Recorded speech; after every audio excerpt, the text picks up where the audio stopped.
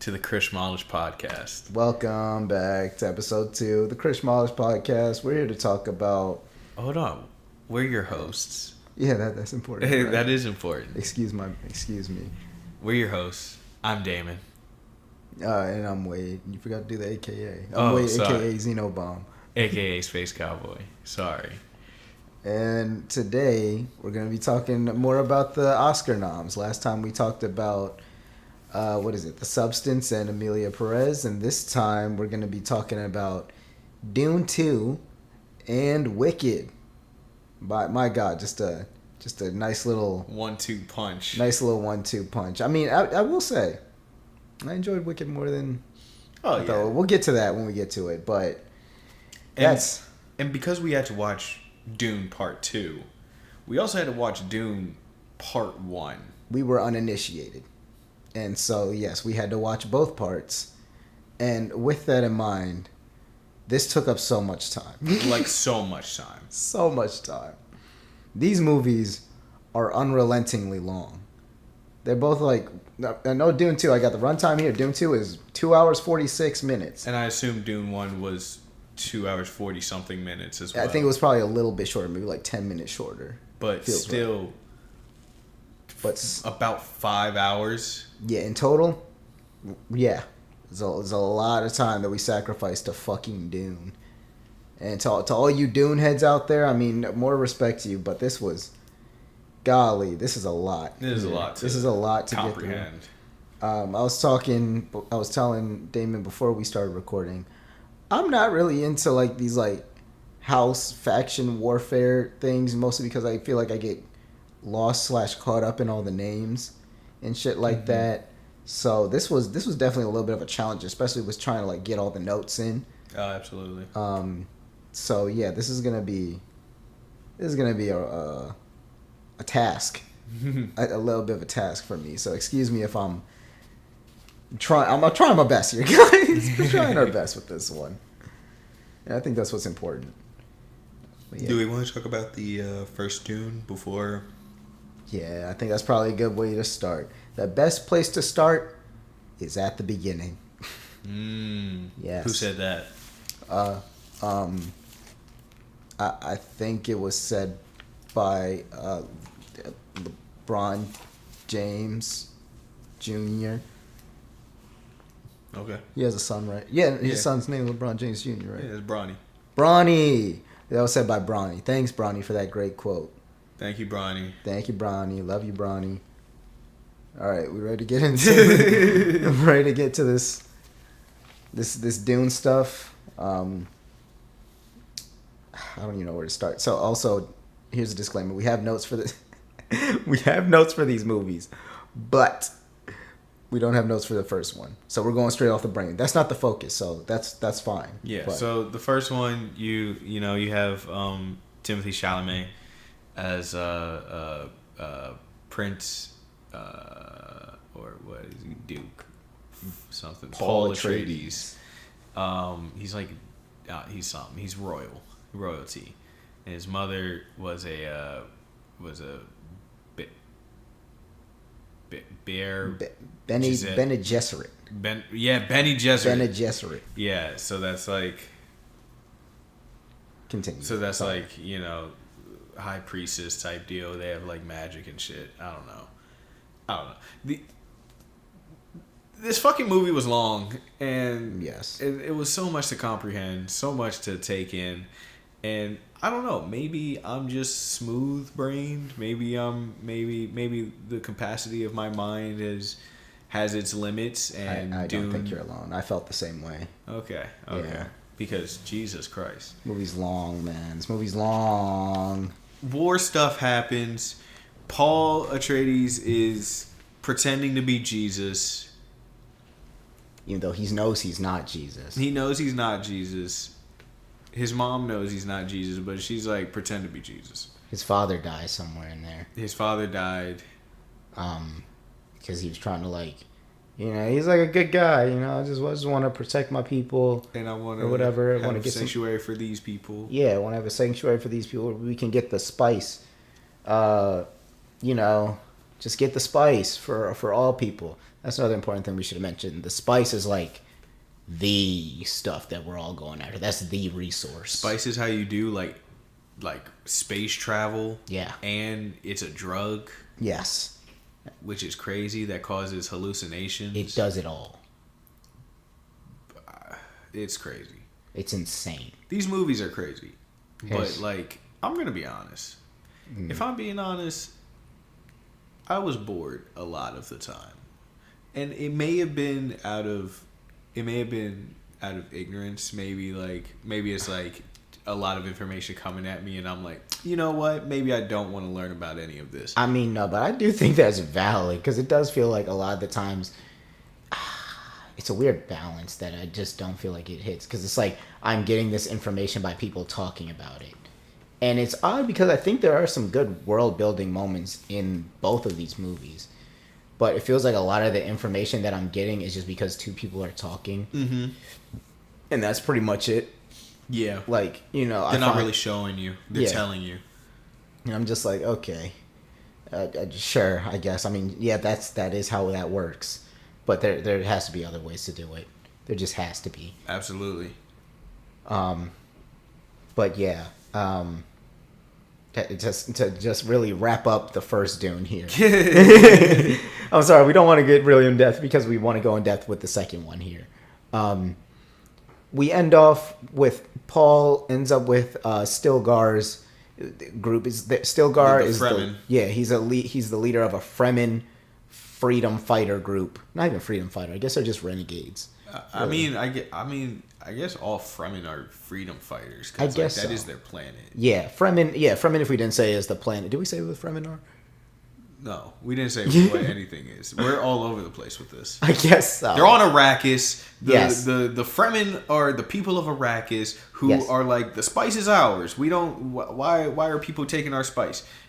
It's ours, and they do this thing with the water because it's dry as shit. It's hot as fuck.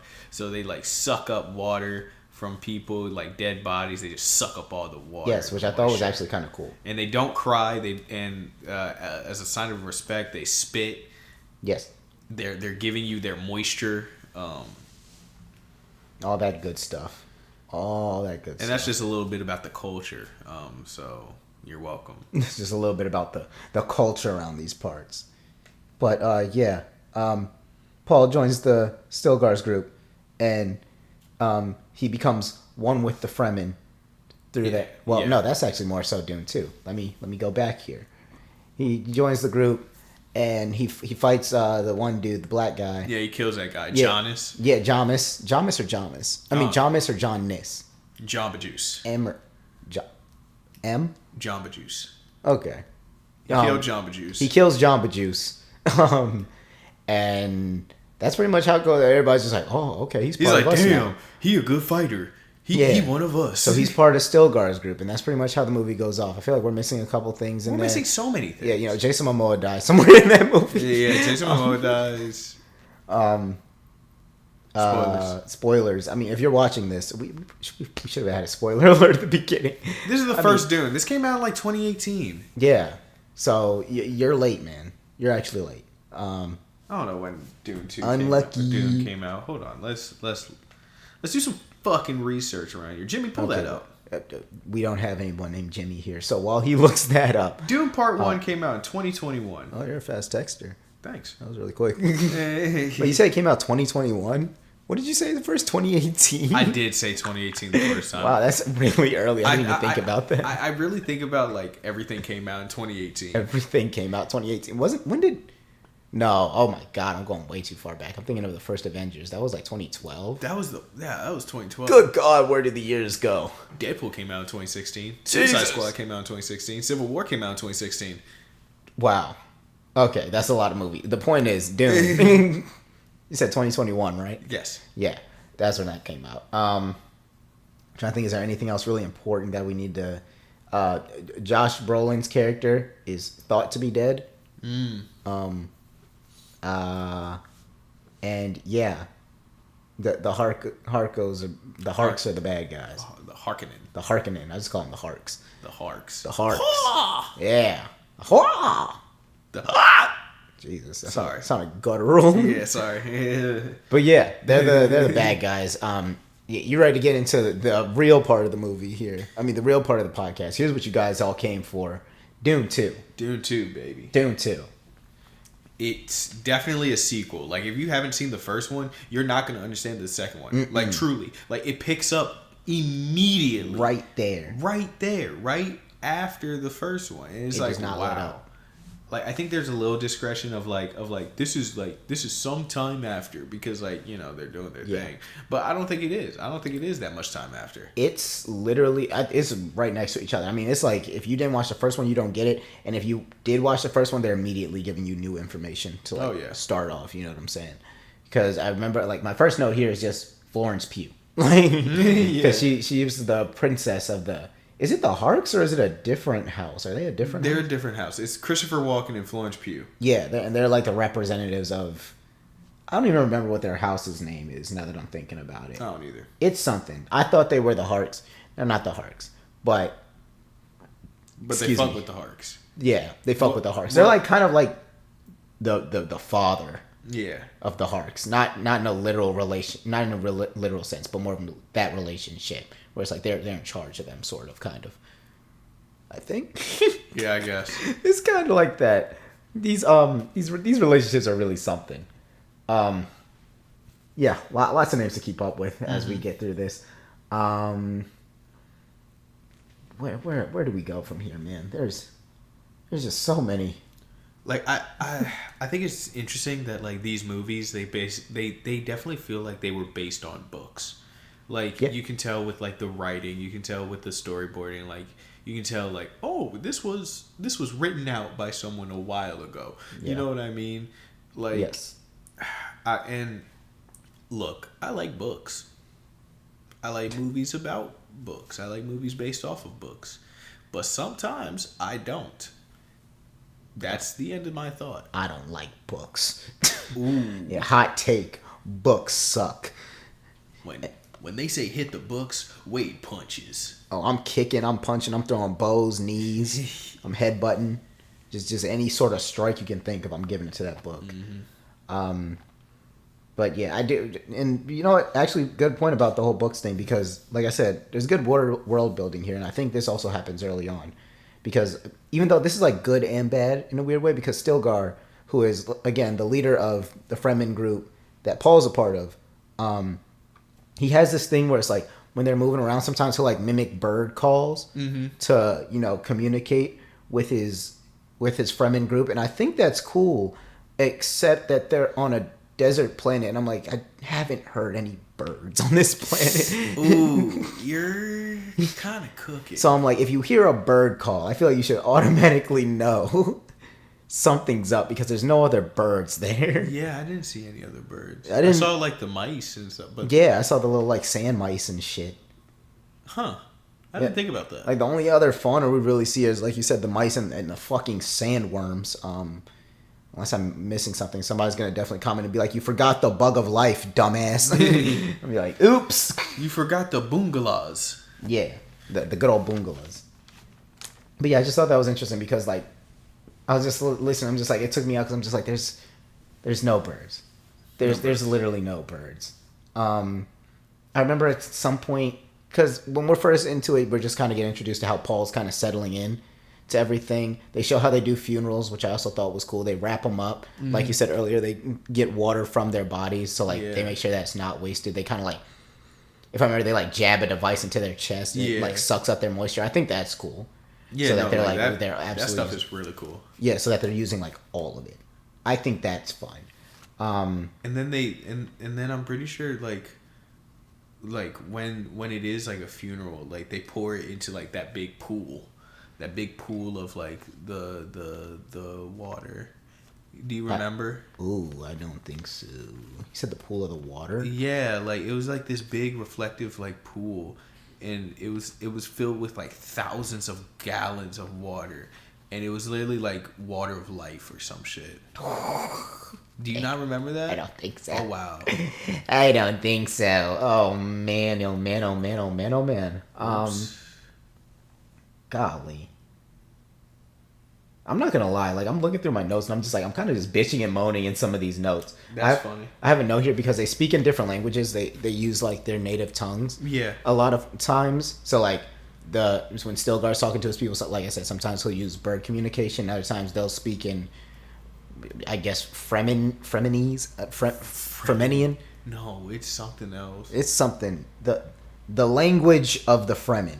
That's what they speak, and they have the subtitles at the bottom. Oh my god! I think I wrote. About the white subtitles. Oh my god! Yes, dude. Oh my god! Couldn't read it's so fucking bright. It's so bright. It's a like bright we're in movie. the desert. We're in the desert at daytime. Why would you have white fucking subtitles? That's so stupid.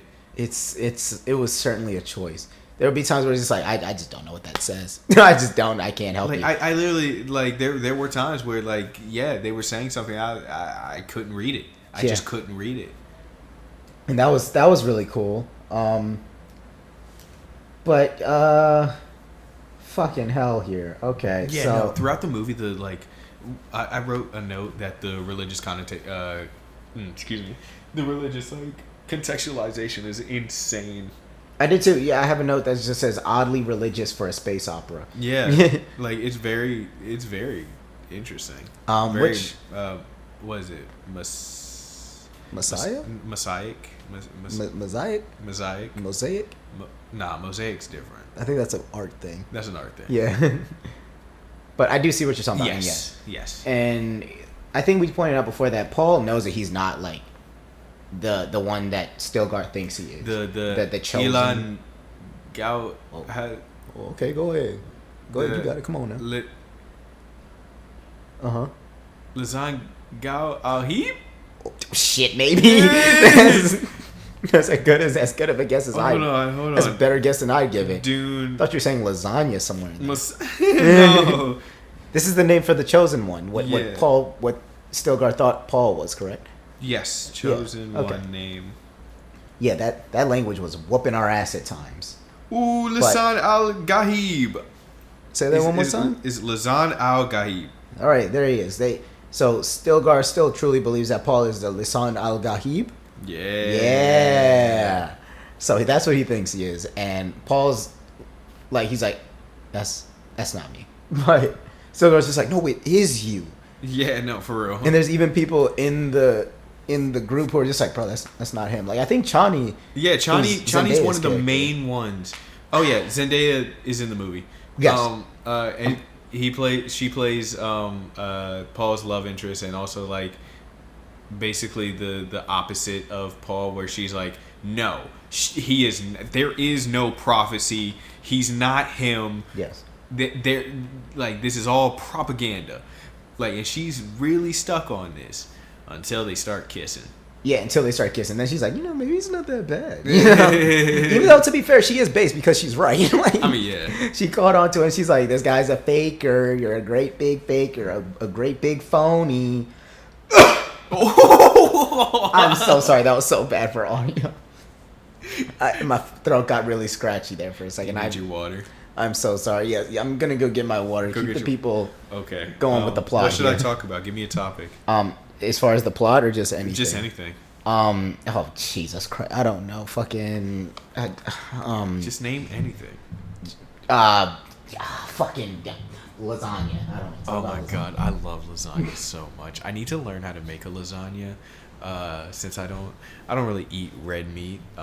So like I would love to make like a turkey lasagna. I find it fun that lasagna is just pasta cake. It's just pasta cake with the layers and the cheese. Oh my goodness. Oh my god. I need a pan for that though. Oh, I need a pan. I need a pan. Okay, I have returned. I again apologize. That was very. Maybe when.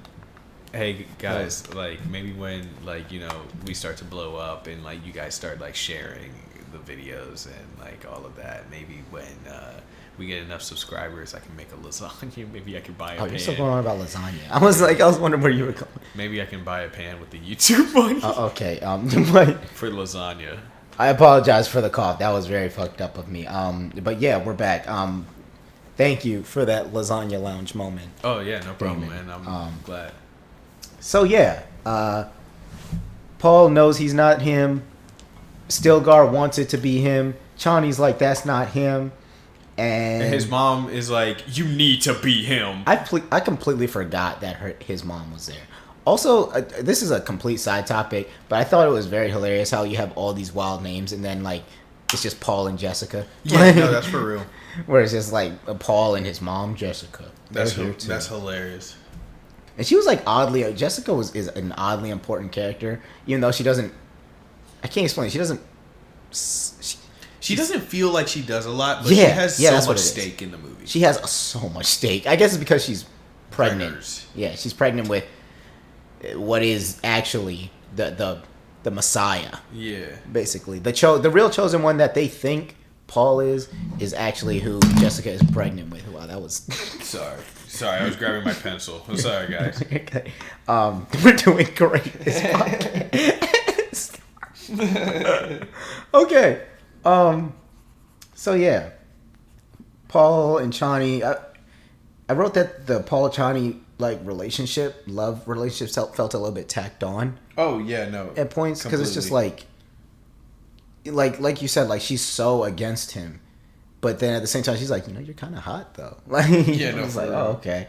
And I mean, don't get me wrong, he is hot. If you've seen Timothy Chalamet, you've seen him. You've seen that. He's a sexy young man. He's quite chiseled. Yeah. He's a chiseled looking young little twink. I remember when he first came about, people were like, his face looks like a bike seat, and now like everybody's like, Timothy Chalamet. His face looks like a bike seat, and I want to sit on it. Whoa.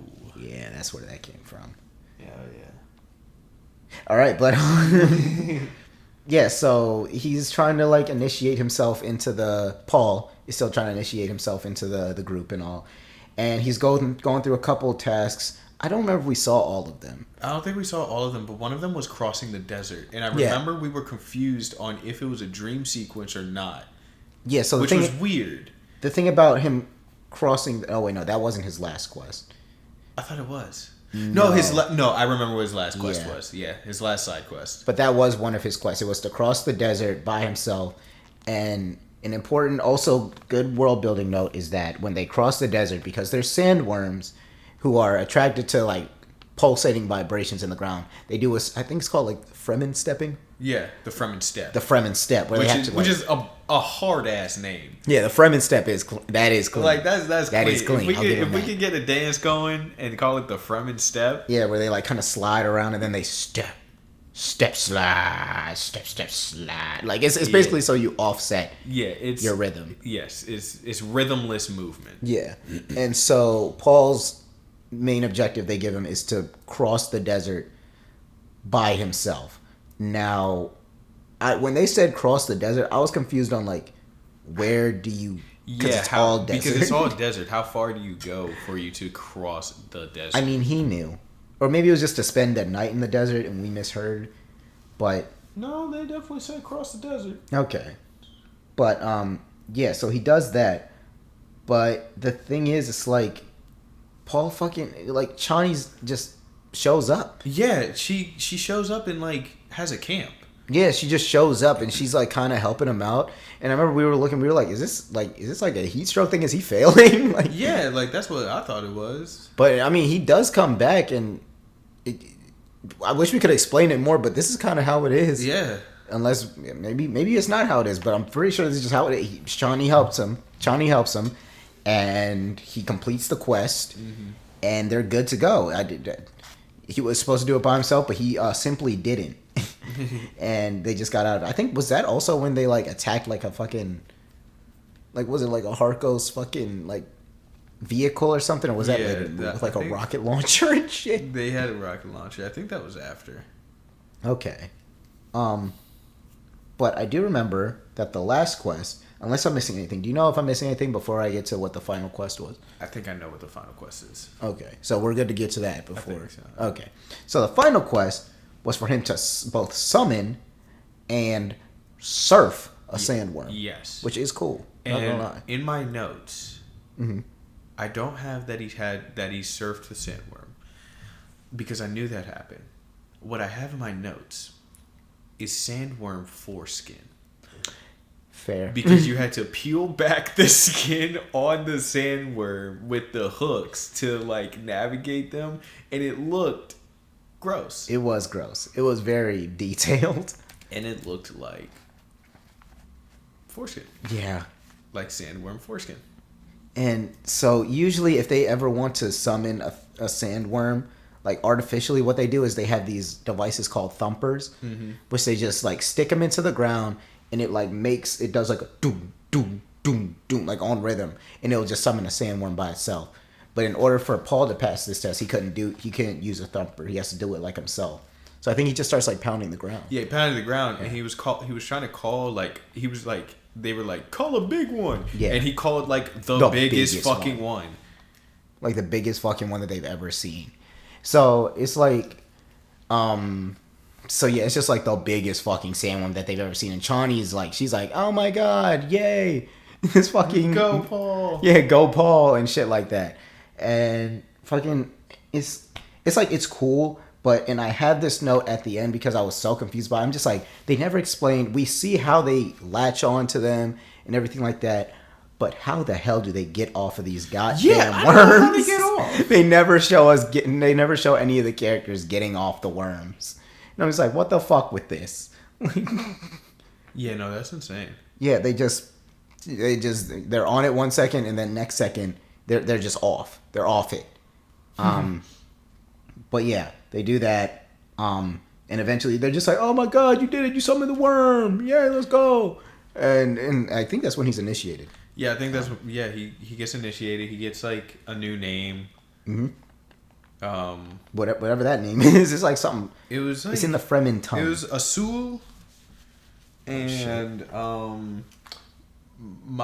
Maudib. Okay, hold on. I see you. You kind of going crazy. You know. You're kind of going crazy with the names right now. All in my head too. That's actually insane. It was like Asul and Maudib, something like that. Yeah, that's wow. Good for you. I did not remember the names. Okay, but yeah. So the rocket launcher stuff happened after that. So this is when I guess Chani. I don't even remember if they found them on purpose. When Chani and Paul find some harks, trying to harvest some of that good old spice, and Chani and Paul just beat the shit out of all these harks. Like, it's not even like close. They're not good at their jobs. No, the hark. They're not. Big stormtrooper energy here because they have guns. If I'm correct, and they have swords and shit. Yeah, there's so many of them too. They have so many like supplies and utilities that they can use, and they're just bad. And they just don't use any of it. But yeah, I guess they do that, and then I think it's around this point that we cut to, now to see what the Harks are up to, and this is when we're introduced to what was it? I have here Foyd. What's Pennywise's name? It's not Bill Skarsgård actually. Oh, it's his brother? No. Who the hell is this man? And it looks exactly like Bill Skarsgård. It's fucking Austin Butler. Who the hell? Elvis. What? Elvis. That was Elvis? That was Elvis. I thought that was just... I thought it was Bill. Well, I'll be damned. Yeah, it's Austin Butler. What the fuck? Well, okay. He looks exactly like Bill Skarsgård, right? I thought it was him. Yeah. I did. That's why, when it happened, usually I'd be like, "Is that who I think it is?" I didn't even because I had the confidence to just be like, "That's Bill." Yeah. I thought that was just him. That's fair. Okay, that's noted. Okay. Yeah. Right. Okay. So that's him. I'm just gonna call him Weapon Master because I forget what his actual. I have his name written here. I just can't figure out how to pronounce it. I think it's like Foyd Rotha, something like that. That sounds right. Foyd Rotha. Probably. That sounds right. Catch this fucking Foyd. Ooh. Yeah, because that's what he does. No, he does. He wipes. So we meet him, and it's his birthday. And for his birthday, he gets to kill somebody. He gets to kill 3 guys. He gets to kill 3 guys. And I'm not gonna lie, that Coliseum scene, the black and white shit, that was fun as hell. Yeah, that's what I actually have that note here too. Cool coloring during the Gladiator stuff. No, that was fun. Yeah, I thought it was really good too. I thought it was black and white. But with I think it was accents on the red, right? Or am I thinking of something different? I don't think so. No? Okay. No. But yeah, it just looked good. It looked great. Good. It looked great. Visually, it was the most in my head, it was the most pleasing visually in that entire movie. Yeah. I had the most fun with that. Yeah, that was enjoyable. He's killed I mean, he's getting to kill 3 men for his birthday, like we said, but they're sedated men. They're like heavily drugged up, and they're like, "Oh, fuck, what's going on? Oh, I have a sword in my hand. Okay." And they're like, "Oh, well, we gotta fight." Right. Except for one of them. Except for one. And he's just like, and they noticed at first, and they were like, "Oh, that guy's not drugged up. We should probably get him." But then Weapon Master knows, and he's like, "No, I want him." Yeah, no, Let me get that and I think even his uncle, like he was like, nah, let the boy have his fun. Yes. And so he's like, "Yeah, I want this fight." So he just goes up to him, and yeah, they square off. Another important note is that, so this is established also in Dune 1, that they have these devices on them that are kind of like shields, and I'm still confused on how they work exactly. I don't know. Where they like protect them from harm. You can see if they get hit, it like glows blue around them. But I think it like stops. I think it like what it does is kind of like offsets like that kinetic like energy or whatever. Where it's like where it like stops it, where it like pushes back. Like but if it's strong enough, then it does go through. Okay, because I mean, yes, because I've definitely seen where it's like if they just go slow, it also works. Yeah, I think it's because they're adding that much like that. I see that like constant like. All right, now like I gotta push. Yeah. Because I think that's how the shields work. Yeah, so like pretty much everyone has these shields. Everyone's fighting with the shields, which makes sense. If you have them, if you're fighting and you don't have one, you're literally just nerfed. Yeah. So I say this to say, Weapon Master, when he realizes that one of these guys isn't drugged up, he's like, "Oh yeah, I want this fight," and he takes the shield that he had on, he takes it off, because he's like, yeah. "Oh yeah, no, he wanted it." Yeah, he wanted this fight, so he's just like, "If you get me, you get me." Needless to say, bro did not get Weapon Master. Bro, yeah, he did not get got. He did not get got in the slightest. And that's just kind of our introduction to that character. Just be like, "Oh shit, this guy's a badass," you know what I'm saying? And yeah, he gets to fuck on his B-Day as well. I don't remember what the character's importance was, but I remember I wrote her name is Margit Fenrir? Probably Fenrir. Probably Fenrir. The way I can't read my own handwriting is sad. Sometimes I can read. I think it's because I'm writing fast during these movies. So. We have to. Yeah. No, we definitely have to. We see that Josh Brolin's character is back from the previous movie. He's alive. He's alive, guys. They thought he was dead, but he comes back. He meets up with Paul. He meets up with Paul and Jessica and the Fremen people again. And they're like, "Oh my God, you're alive!" And he's like, "Yes, I'm alive, but also like I want to kill these bastards now because So let's go kill them. Yeah, let's go fucking kill them. Like, let's get some shit going." And you know what they got going? What did they get going? 92. Was it 92? 92 atomic bombs. Yes, they do. What? Are you fucking serious? Yeah, 92? What do you need 92 atomic bombs for? I have written down here Chekhov's 92 warheads. Yeah. Jesus Christ. Sorry. That's so many. It is a lot. I have that the Harkins attacked the underground Fremen place. They did. They did. They were trying to basically do what they did last time, which is where in the first movie they basically attacked not the what is Paul's people's called? The House of Atreides. We'll just say this. Yeah. The House of Atreides, because they were camped out there, and when the Harks attacked the first time, they were pretty successful in it. Yeah. Like they basically captured the King Leto, Paul's father. Mm-hmm. So they basically like, we're just gonna do that again. That worked out pretty well last time. And I think it was while they were attacking. This is when Paul like drinks the crazy water, which is like is that the water of life that you were talking about before? Or is it something different? Maybe no, because I know there's another one that comes from a baby sandworm. Yeah, and this is the one that I was about to get to. Okay, that's the juice. Okay, so yeah, this is the juice, or aka the crazy water. Yeah. So they the Fremen, I think it is, convinced Paul to drink it, and this is that drink. This is that drink. It's like only like Like it kills men. Yeah, it kills men, and then only trained women survive it. Yeah, and in case you didn't know, Paul's a guy. Paul is a man. So he drinks this shit, and he starts spazzing out, and he just collapses.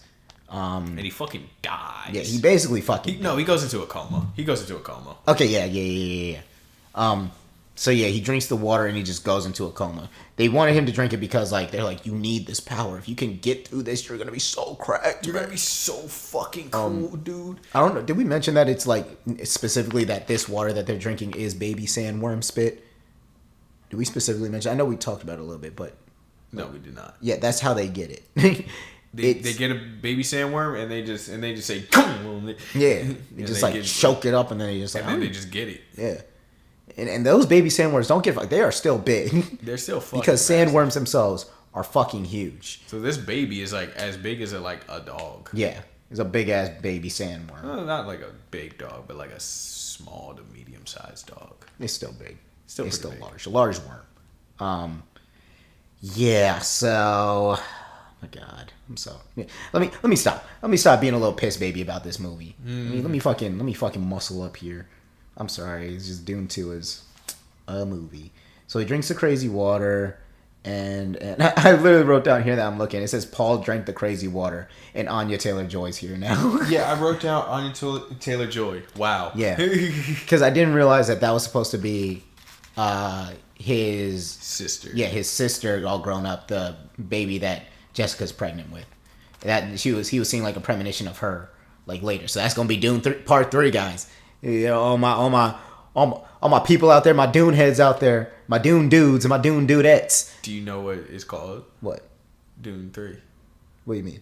It does have a different title? Yeah. What is it? Dune Messiah. Ah.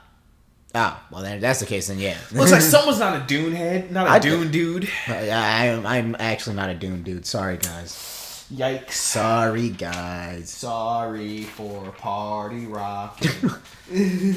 But yeah, so Paul's in a coma, and fucking Chani's there with him, and she's spazzing out because they're like, "Why the fuck would you let him drink this? Like, you knew that he was gonna fucking die drinking this." Yeah, and his mom and Jessica was like, "Well, you got to save him now, so give him your tears. Give him some tears." And she goes, "Ugh," and she cries, and then she puts it in his mouth.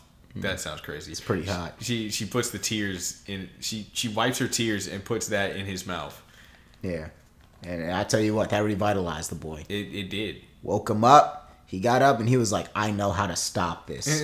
I know how to stop this conflict." With conflict. With more conflict. I think we forgot to mention early on, like his mission at this point is we have to get back. We have to get out the desert. We probably should have mentioned this earlier. Paul's mission is to get out the desert and marry Florence Pugh. Yeah.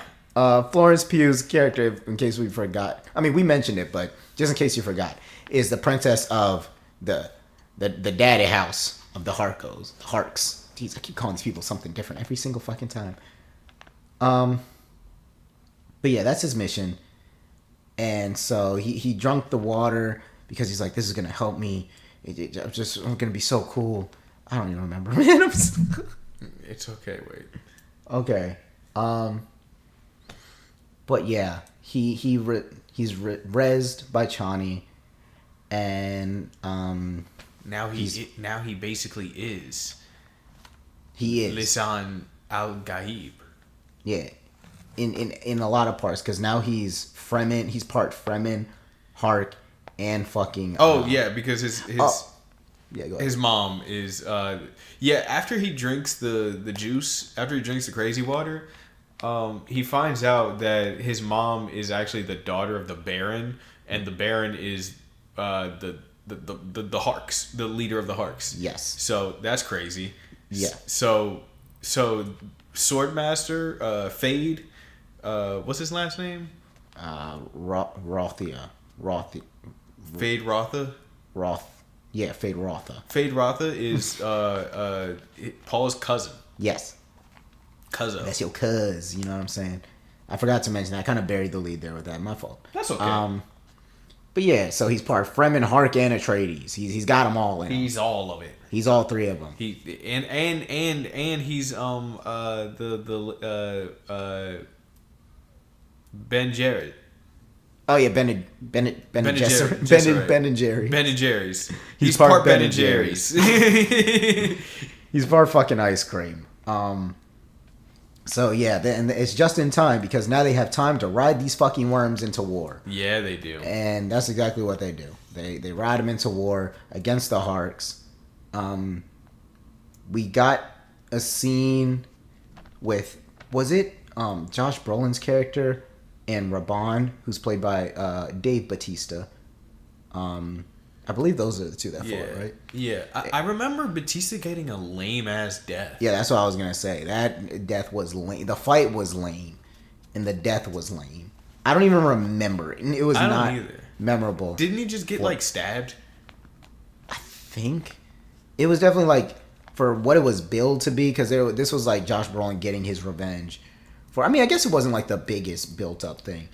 But it was still supposed to be I don't know. It felt like it was built up. Yeah, and even if it's not that built up, Raban was still a pretty well-seen character.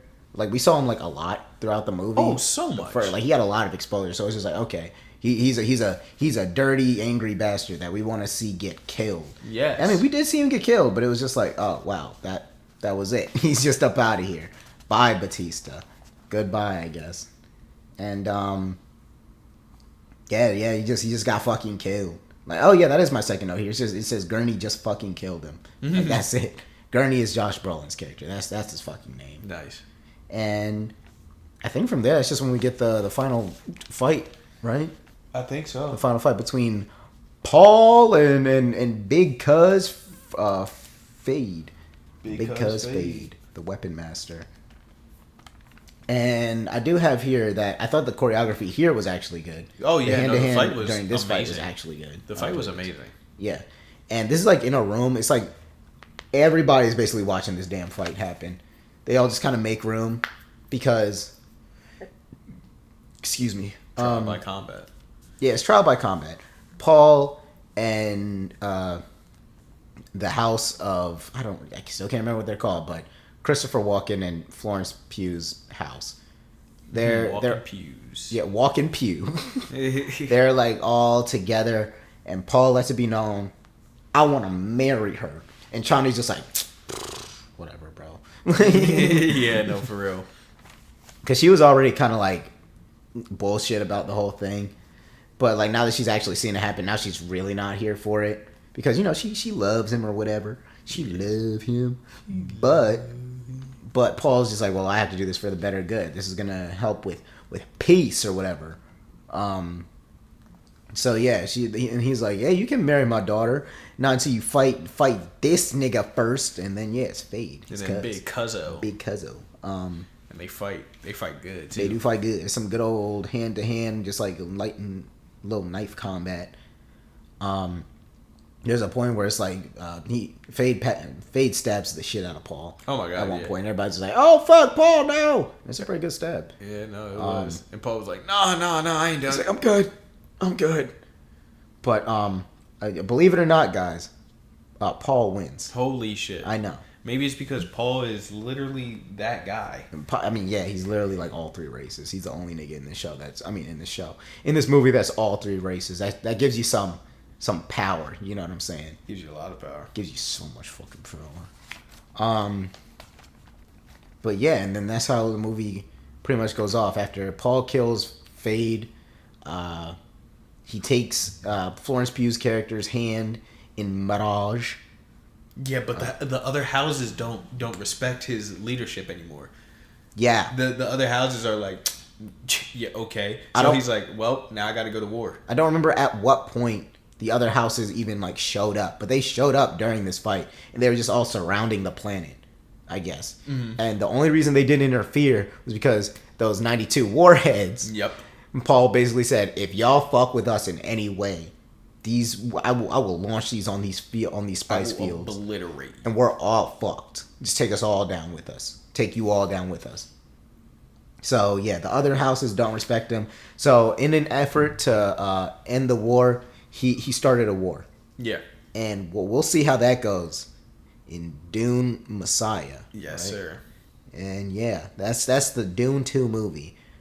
It, I, it, it was a movie.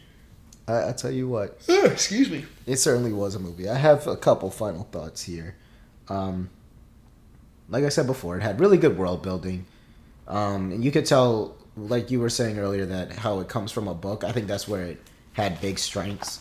Where it's like, the world building here is good. Mm-hmm. And it's like, okay, this is how they're able to navigate a planet like this with these kind of harsh conditions. I thought that was fun with their wetsuits and their extracting of moisture. Like even when Paul and Chani would kill, well, not I guess them, when they were in the group and they would kill Harks and everything like that, they would like extract those dead bodies to get their moisture. They would get them too. Out of them because they're like, we're not wasting any of it, which makes sense because it's a desert planet, you know. Yeah. So that makes complete sense.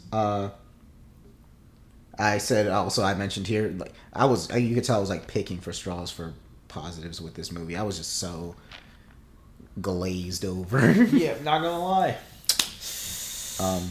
Kind of bored. I have that, and I just said it had good visuals on the Harks planet. Yeah, it with had, black and white Yeah, because no. it was different.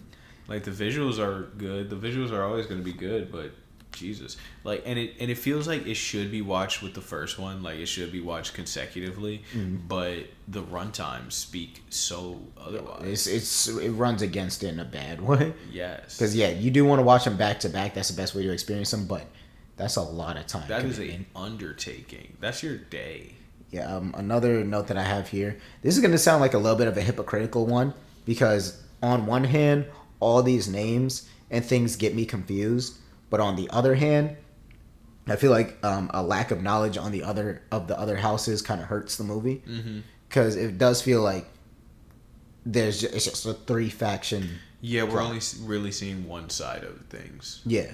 So it's like when you hear at the end of these other houses, you're like, oh, okay, where have you guys been this whole time? Yeah. Well, I mean, I guess I shouldn't say 3-faction, 4-faction, because there's I mean, even though it's 4-faction in quotation marks, because the 4th faction is literally just Christopher Walken and Florence Pugh. That's their only representatives. That's fair. So yeah, it feels oddly.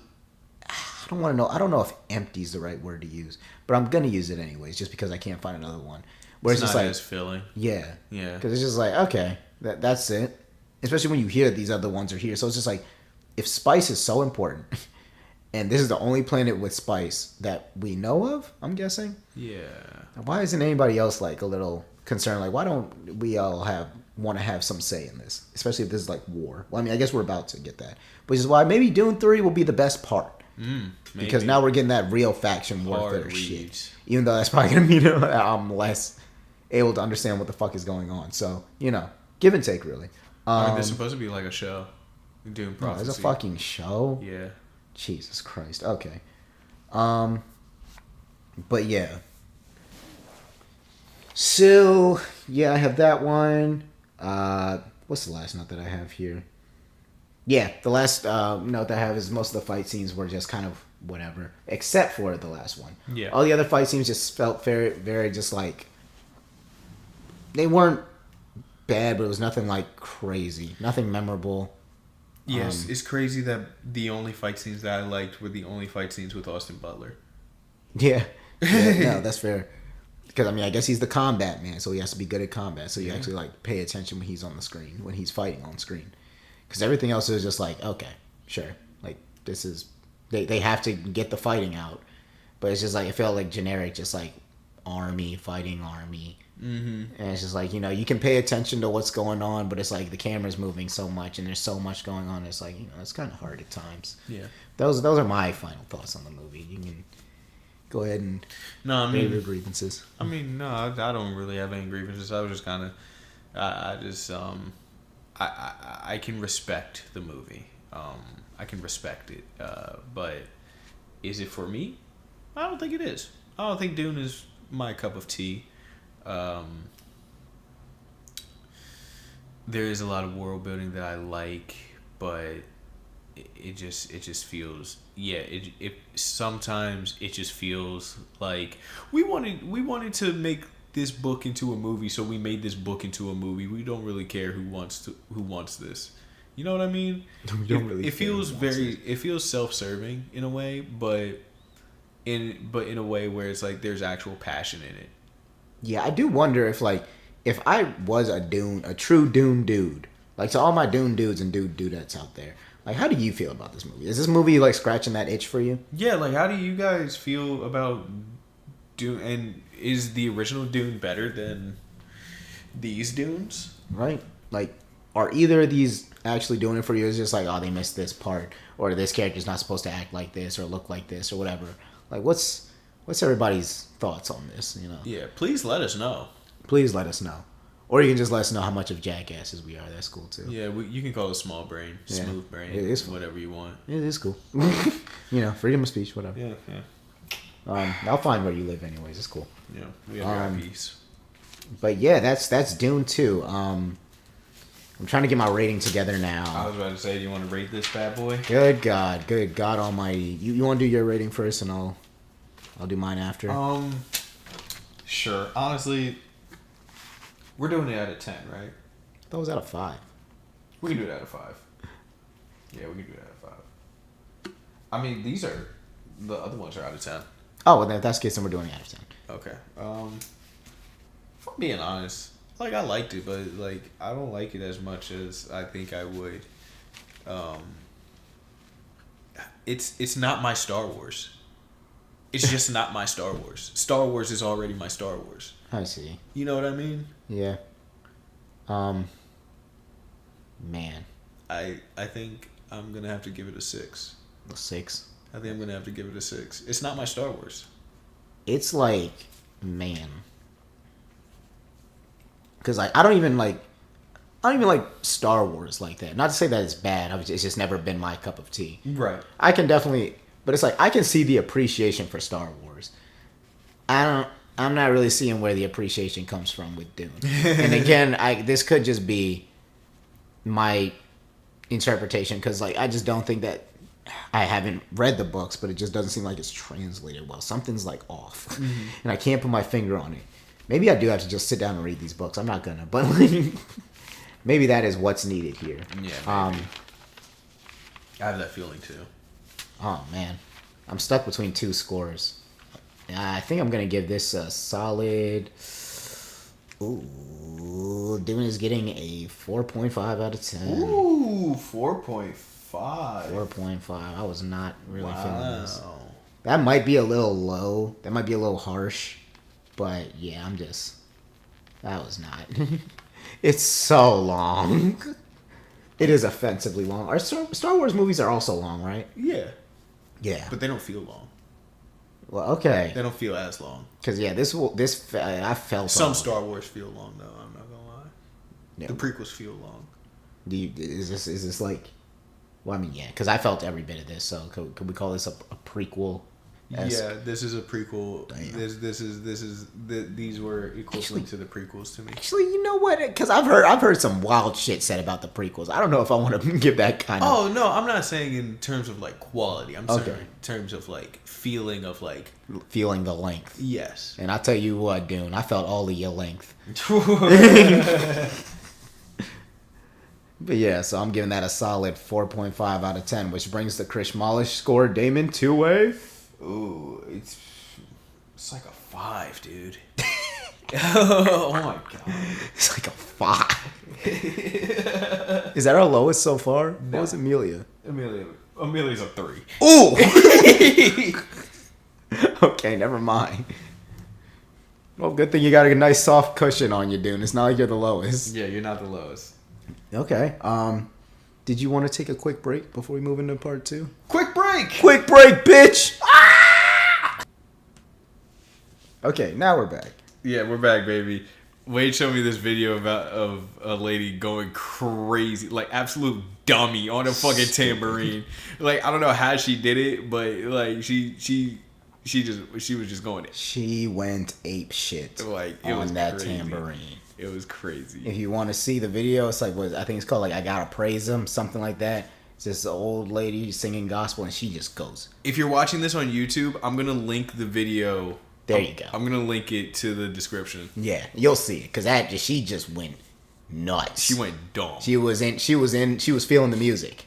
She and was. With talking about feeling the music. Oh, you know what I'm saying? That was crazy. You like that? That was a crazy. What can I say? segue. We're on the second movie. I got my second win. Oh We're talking about Wicked. Oh my goodness! I call you Paul Blart the way you ride these segues. What the fuck is going on here? I'm sorry. It's just because okay.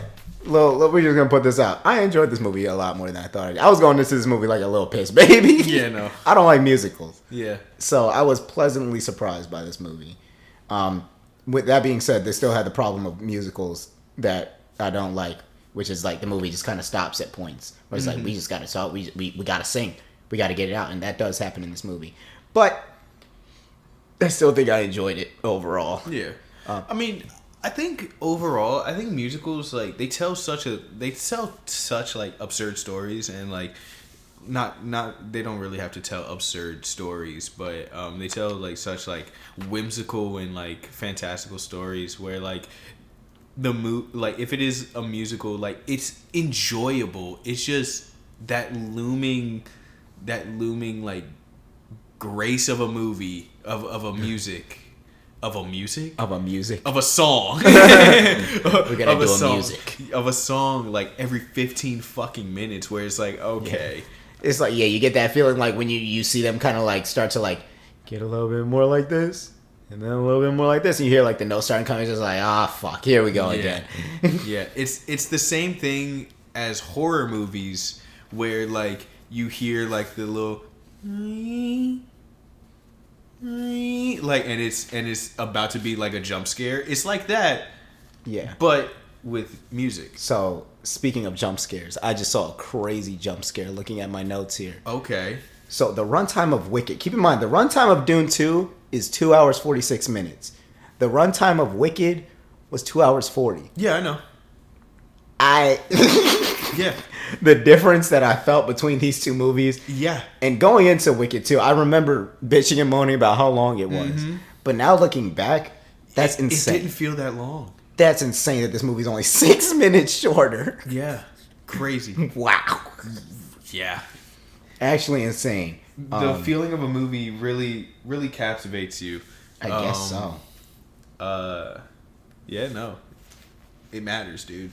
Yeah, I guess we might as well just... Pace matters, kids. Sorry. Pace, no, you're correct. Pace does matter. And if you don't get that right, then you're just... Well, you're swimming up shit's creek with your mouth wide open. Wide open. But we're going to get straight on into Wicked, baby. Yes, sir. So, our movie opens up, and it's basically like a little crime scene. We get a crime scene of the witch's death. Dead. You hear like a news report going off, right? Yeah. And it's like a news report being like, she's dead, the witch is dead, the wicked witch is dead. Nevovich is dead. Yeah, and all we see is like the hat. The black the hat and the puddle. Yeah, the puddle. The hat and the puddle. That's all we see of it. And the music goes in immediately. They're singing about how the witch is dead, let's fucking go, we did it, guys. We did it. And yay! Yeah, the Ozians, that's the people of Oz. I called them the Ozers. The Ozers, they said they're the Ozians. No, you know what? No, I didn't call them the Ozers. When we saw Dorothy and gang, I called them the Ozers. I forgot they were there. Yeah, they made because they just got done killing that bitch. Yeah, like, good job, guys. Let's skip down. Like, yeah, fuck her. Oh wow, that was a great Dorothy impression. Oh, you think so? Yeah, it's like she's in the room. What was Dorothy? I'm not even gonna ask you to look that up. I'm gonna look it up because Dorothy's actress's name. Because I know it. I know it. Well, while you look up that, yeah, so they're singing about how let me not say that. Glinda and the Ozians are singing about Galinda. No, it's Glinda right now. It's Galinda right now. It goes because this is no, this is the yeah this is Glinda. Right. You're right. This is Glinda the good witch. Glinda the good. Glinda the good witch. And hold on. I'm showing you this right now. I haven't pressed it. Okay. I just remembered her name. What's Dorothy's original? Yes, Judy Garland. Judy Garland. Why does that come to mind? Yep, that's her name. That's her goddamn name. Was she in the news for something? I mean, didn't she? When? What are you gonna say? Didn't she die? Probably. No. When did she die? Respectfully, may she rest in peace. Probably. I mean, she was born she was born before. Born before what time? No, she was born in 1922. Oh, she's gone. Yeah, she's out of here. She died in 69. Oh my god, she was only like 40 something. Yeah. Damn. She had a rough life. Whew.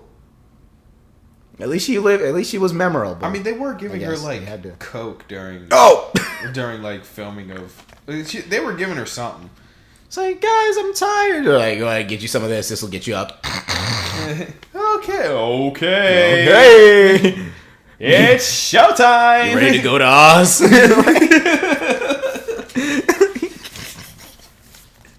Go ahead to the bathroom. You'll come out and you'll be in Oz. Jesus. Anyways, back to the movie. Enough about Dorothy and her cocaine addiction. I don't know if it was coke. Well, whatever hard drug she was doing. Bless her heart. So yeah, Glenda and the Ozians love That the Witch is Dead. Oh yeah. The songs aren't bad. I can't remember them. There's one song that I remember. Two songs. There's two songs. There's the song. Yeah, there's the song that I remembered. And there's a song that we'll get to later. I think it's the one. I think it's the one that I'm thinking of. It probably is. It almost certainly is. Yeah. Actually, now that I'm thinking about it, because I think I remember like after we watched, I think I heard you humming it a little bit, either probably. Humming it or singing it a little bit. I was like, yeah, that shit.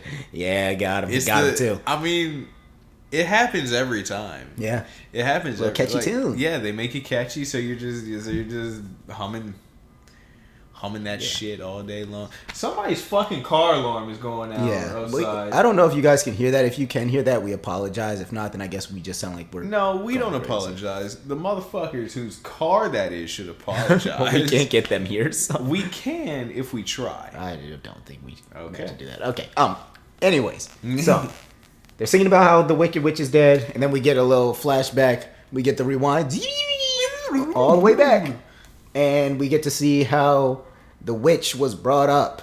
How Elphaba was brought up. How Elphaba is a product of adultery. Yes. Her mom was fucking around. And potion. Potion? Yeah, because she was drinking something. Was she? Yeah. What was she drinking?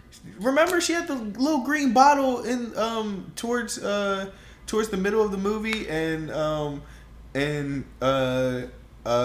Glenda was like, "What's this little green bottle that's under your pillow?" And she was like, "Give me that back!" Oh yeah, she was like, "This is my mom's." yeah. That's right. I forgot about that part. You're right.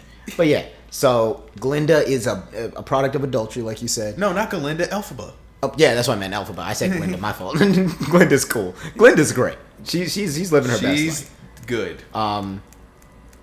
So, yeah, she's been fucking around. You see that Elphaba was, like, bullied in school. Oh, yeah, picked on horribly. Because she's green? Yeah, because she's green. Like, how dare you be green? Like, what the fuck? We meet Elphaba's sister, Nessa Rose. Mm-hmm. I believe I'm pronouncing that right. Who was... She was in a wheelchair, like... She was in a wheelchair from birth. Yeah. Because... Yeah. Well, we'll get to that part. We'll get to that. But yeah, so... And I'm trying to remember what was happening at this beginning point. Because I don't remember if... Excuse me. I don't remember if they were teasing Elphaba or if they were teasing Nessa. I think they were teasing possibly both of them, but I think they were teasing Elphaba. And that's when she was like... That's when she went all Jean Grey and got the rocks up there in the air. And she started levitating everything. With the telekinesis. She threw them at their shins. Yeah, and because Elphaba's just like, I'm magic. I mean, she doesn't know how to control it. Yeah. And then the kids are all like, oh my god, what the frick? And then they run away because they're fucking kids. Yeah. And then their dad, and then Elphaba and Nessa's dad is like, hey, what the fuck? What the fuck was that? You know you shouldn't be doing magic out here. Get the fuck in the house and watch how it's made. That was a really bad inside joke. Stupid. But yeah. So we get that little like cut to see what her little upbringing was basically like. Mm-hmm.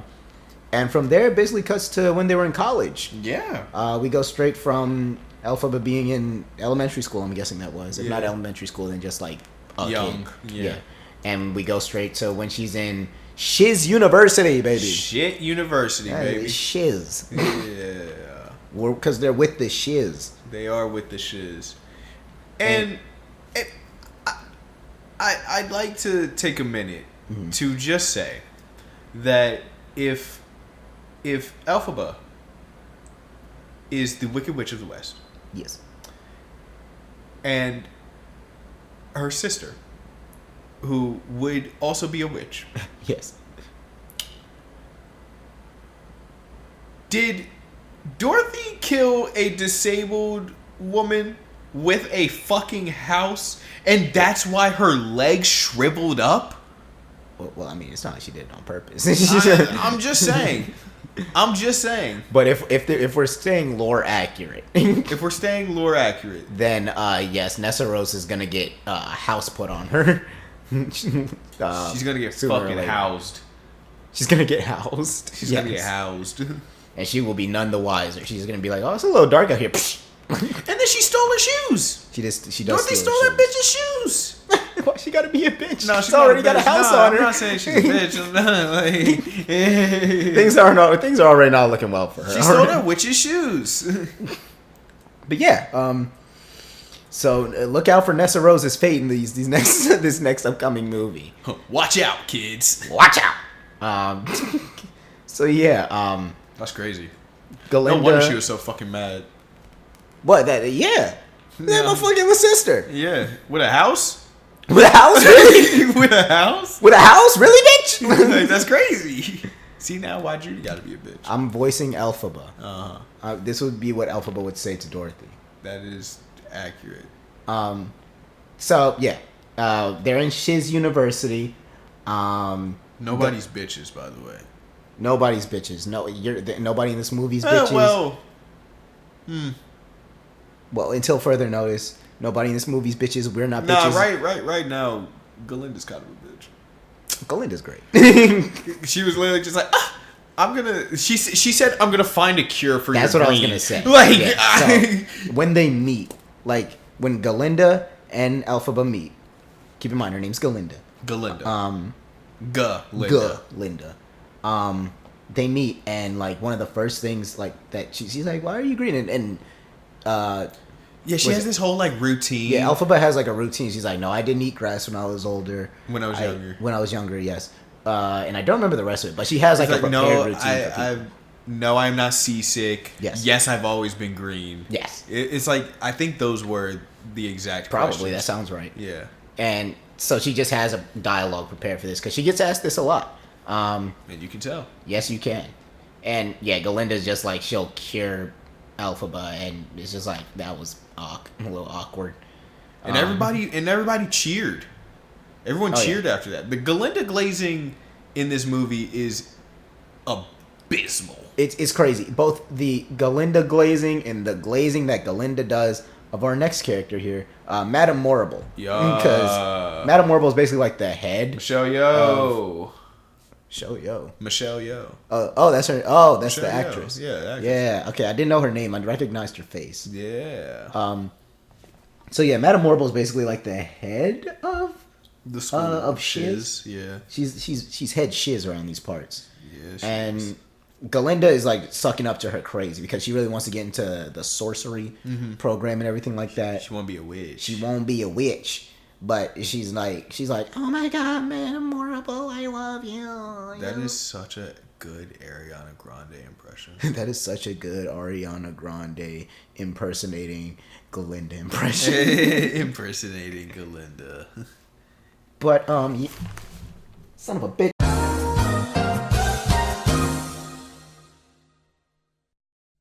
Sorry, everybody. Technical difficulties there. Yeah. It's a new podcast, goddammit. It's a new podcast. We gotta figure some shit out. Our apologies, though. So where did we leave off? We left off with the glazing of Galinda. Mm-hmm.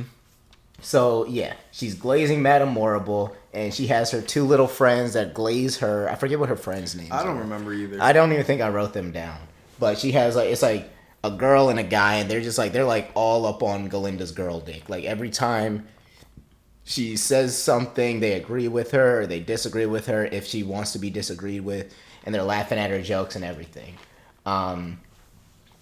But yeah, at this point I wrote here that I kind of didn't like the creature effects, or I should say I said that I can't tell if I like the creature effects because we're starting to notice a lot of animals in the movie, both just regular animals along with talking animals, and they look kind of like off. They do look off. They look off. I don't know if the CGI is good. They look because they look like effectsimals. They look like animals that were made from special effects. I think that's the best way I can explain it. So it's just like, well, that is a CGI goat. You know what I'm saying? Yes, it is. When I'm looking at that, that's what I see. So yeah, and it's also at this point that I'm starting to be like, kind of enjoying Ariana in this movie. Oh yeah, no, she's a good actress. She's a good actress. Like, I mean, everybody's roles are pretty like cut, pretty simple roles. You know what I'm saying? Like, it's not hard to understand anyone's character, but I think that Ariana did. I'll get to that later because that's actually one of my last notes. But yeah, I think at this point I'm starting to realize like Ariana's doing pretty well in this movie. They have some more songs about. I wrote here the Loathing song. I wish I knew which one was the Loathing song. The Loathing song. Oh, that's the one where they were literally just talking about how much they hate each other. Yep, that's exactly what it is. Yes, they were writing letters to like their families, and then they just started being like, I hate you. I hate my roommate, yo. Yeah, because we should also mention that originally Galinda wasn't supposed to have a roommate because she's from like a rich family and everything. She was supposed to get a solo dorm. Yeah. And I don't think anybody wanted to room with Elphaba, and that's why they didn't. But Elphaba wasn't even supposed to be at the school because she crashed out. She crashed out magically. Right. And what's her name? Madame Morrible. Madame Morrible was like, "Oh, well, you're pretty cool. You know that?" Like, yeah, she takes her under her wing. Yeah. Yeah, Madame Morrible takes Elphaba under her wing, and that's when Madame decides to just have Elphaba and Galinda room together. Well, because she was like, "Who will have her?" And Galinda was like, "Madame Morrible." Like, she was like trying to like get her attention. And she was just like, "Oh, okay, cool, thanks." It's like, guess it'll be you. Yeah. And yeah, Galinda's obviously not feeling this because, like we said, she was supposed to get like her own room, and now she's in a room with the Green Lady. Yuck, Green Lady. Oh Jesus, that sounds crazy. So they go to their first class after, of course, singing about how much they hate each other. They go to their first class. Of course, Elphaba and Galinda are in the same class. That's unfortunate. I don't know what the teacher there taught. The teacher is a talking goat. His name is Dr. Dilliman. He taught history. History? Yes, that's exactly what he taught. History. He taught history. Like Oz history or something like that. Because she was like, how are you supposed to teach history if you're always stuck in the past? That's exactly and it's like, what are you talking about? What? Yeah, that's what Galinda says. She's like, if you're stuck in the past, and everybody's like, what? Yeah. What are you talking about? Yeah, and then her two friends are like, She kind of snapping. Yes, Galinda, please, on my face, Galinda, please. Please, Galinda, on my face. And yeah, that's just kind of the vibes that these two are giving off. But yeah, so Dr. Dilliman, and he's kind of talking about, how back in the day, it was basically animal racism. There were talking animals, just like there are in current day Oz, but they were like treated as like lesser, basically. No, I thought that they were being treated as lesser now. Oh, fuck. I thought it was like we used to live in harmony, and then stuff happened when I just assumed it was like the usual like black people thing, where it's like things were bad back then, and it's like it's still bad, but it's like we're trying our best. That's kind of what I assumed. I thought it was misremembering. Like, I think it was that they were living in harmony and shit like that, and then the wizard came, and then all of a sudden, like, animals don't have rights. Honestly, that sounds probably about right. Because yeah, he's talking about how like animals are kind of being fucked over. Because the wizard canonically is an asshole. Yeah. The wizard is an asshole. Like in every iteration. But yeah, so this is what Dr. Dillerman's talking about. And so he's like, let me explain more, or something like that. And he goes to like the board that he's on. He flips it around, and it just says in like big red letters. Somebody wrote, what is it, like animals should be seen, not heard. Yes, that's exactly what it was. So this is where it is very apparent that there is animal racism, hate speech in my Wicked movie. All right, yeah, of course. Okay, sure. So yeah, there's some animal racism going on on this campus here. Now, and I've never seen Wicked, the musical. I've not either. I don't know if there's animal racism in that. I don't Probably. know. Hey, maybe. I'd imagine so. This seems like a very important plot point that they would probably not just tack on. Yeah, sure. That might sound a little sarcastic. I meant that. Like that actually does seem like something that they didn't just add on to the movie. No. I think they might have. I think it could be a plot point that they might just have been like, let's add this to add a little bit more pizzazz and character. A little bit more. Especially for Elphaba, because now she has to deal with this stuff too. Yeah, and perfect segue into the next part, which is Elphaba. I don't remember what she was doing out late at night, but she's out late at night and I think she like saw Dr. Dillerman kind of like being a little suspicious, and he was like kind of going to like a little area, and Elphaba's kind of following him from behind like slowly, and like so he can't see her, and he eventually goes to this like group of other talking animals. I'm guessing they were like other teachers on campus, and maybe, or it may have just been like other animals. Yeah, that were just there, who were just pals. It was one or the other, but the point is they're kind of talking about what's been going on recently. They talk about, you know, the hateful words that were written on the desk, and they're like, what are we gonna do about this situation? And Elphaba eventually like notices. I mean, no, they notice Elphaba. If I remember correctly, I wrote that there was a funny little joke here where I think. Oh my God! Yes, yeah, Dr. Dillerman. I forget who he was talking to. He was talking to one of the animals. He was like, I heard from my dear friend. He was like, oh, your friend's a deer? And he was like, no, a cow, actually. No, I'm not going to lie. That one got me. It was dumb, but I was like, that was stupid. No, I love the stupid joke. That was such like a play joke. Yes, absolutely. And I feel like I didn't say it right, but it was something along those lines. I was like, that's fucking stupid hilarious. Like, I was like, because that's something like, it's a serious moment, but they still had to put that in. I'm like, okay, you bastards. That's cute. That's cute. But, yeah, so where was I? Dr. Dillerman realizes that Galinda, I keep getting these two names confused. Elphaba is listening in on the conversation, and he kind of talks to her one-on-one after all the other talking animals, they just leave. They just straight up like left the room. They left. And I don't even remember exactly what it was that he talked to her about. But I think it was something along the lines of just like, something along the lines of like, oh, you gotta, what the fuck? Do you remember what he talked to her about? No. No, not at all. I think it was just something along the lines of like, something bigger is afoot here. Probably. It was something like that, where it's just like, this isn't as small as it seems. This goes back to like this is a big issue. This isn't just, but this is bigger than us. I think that's what Dr. Dillerman was talking to Elphaba about. Probably. So Elphaba goes back out into the world. She still doesn't go to her fucking dorm. She's just still wandering. I guess it's because, I guess it's fair because fucking Galinda's there and she hates Galinda. Yeah. So I guess that is kind of fair. Is it here that she meets, Elphaba meets the prince guy? For I have his name here. Fier? I think that's what it is. Fiero. You know?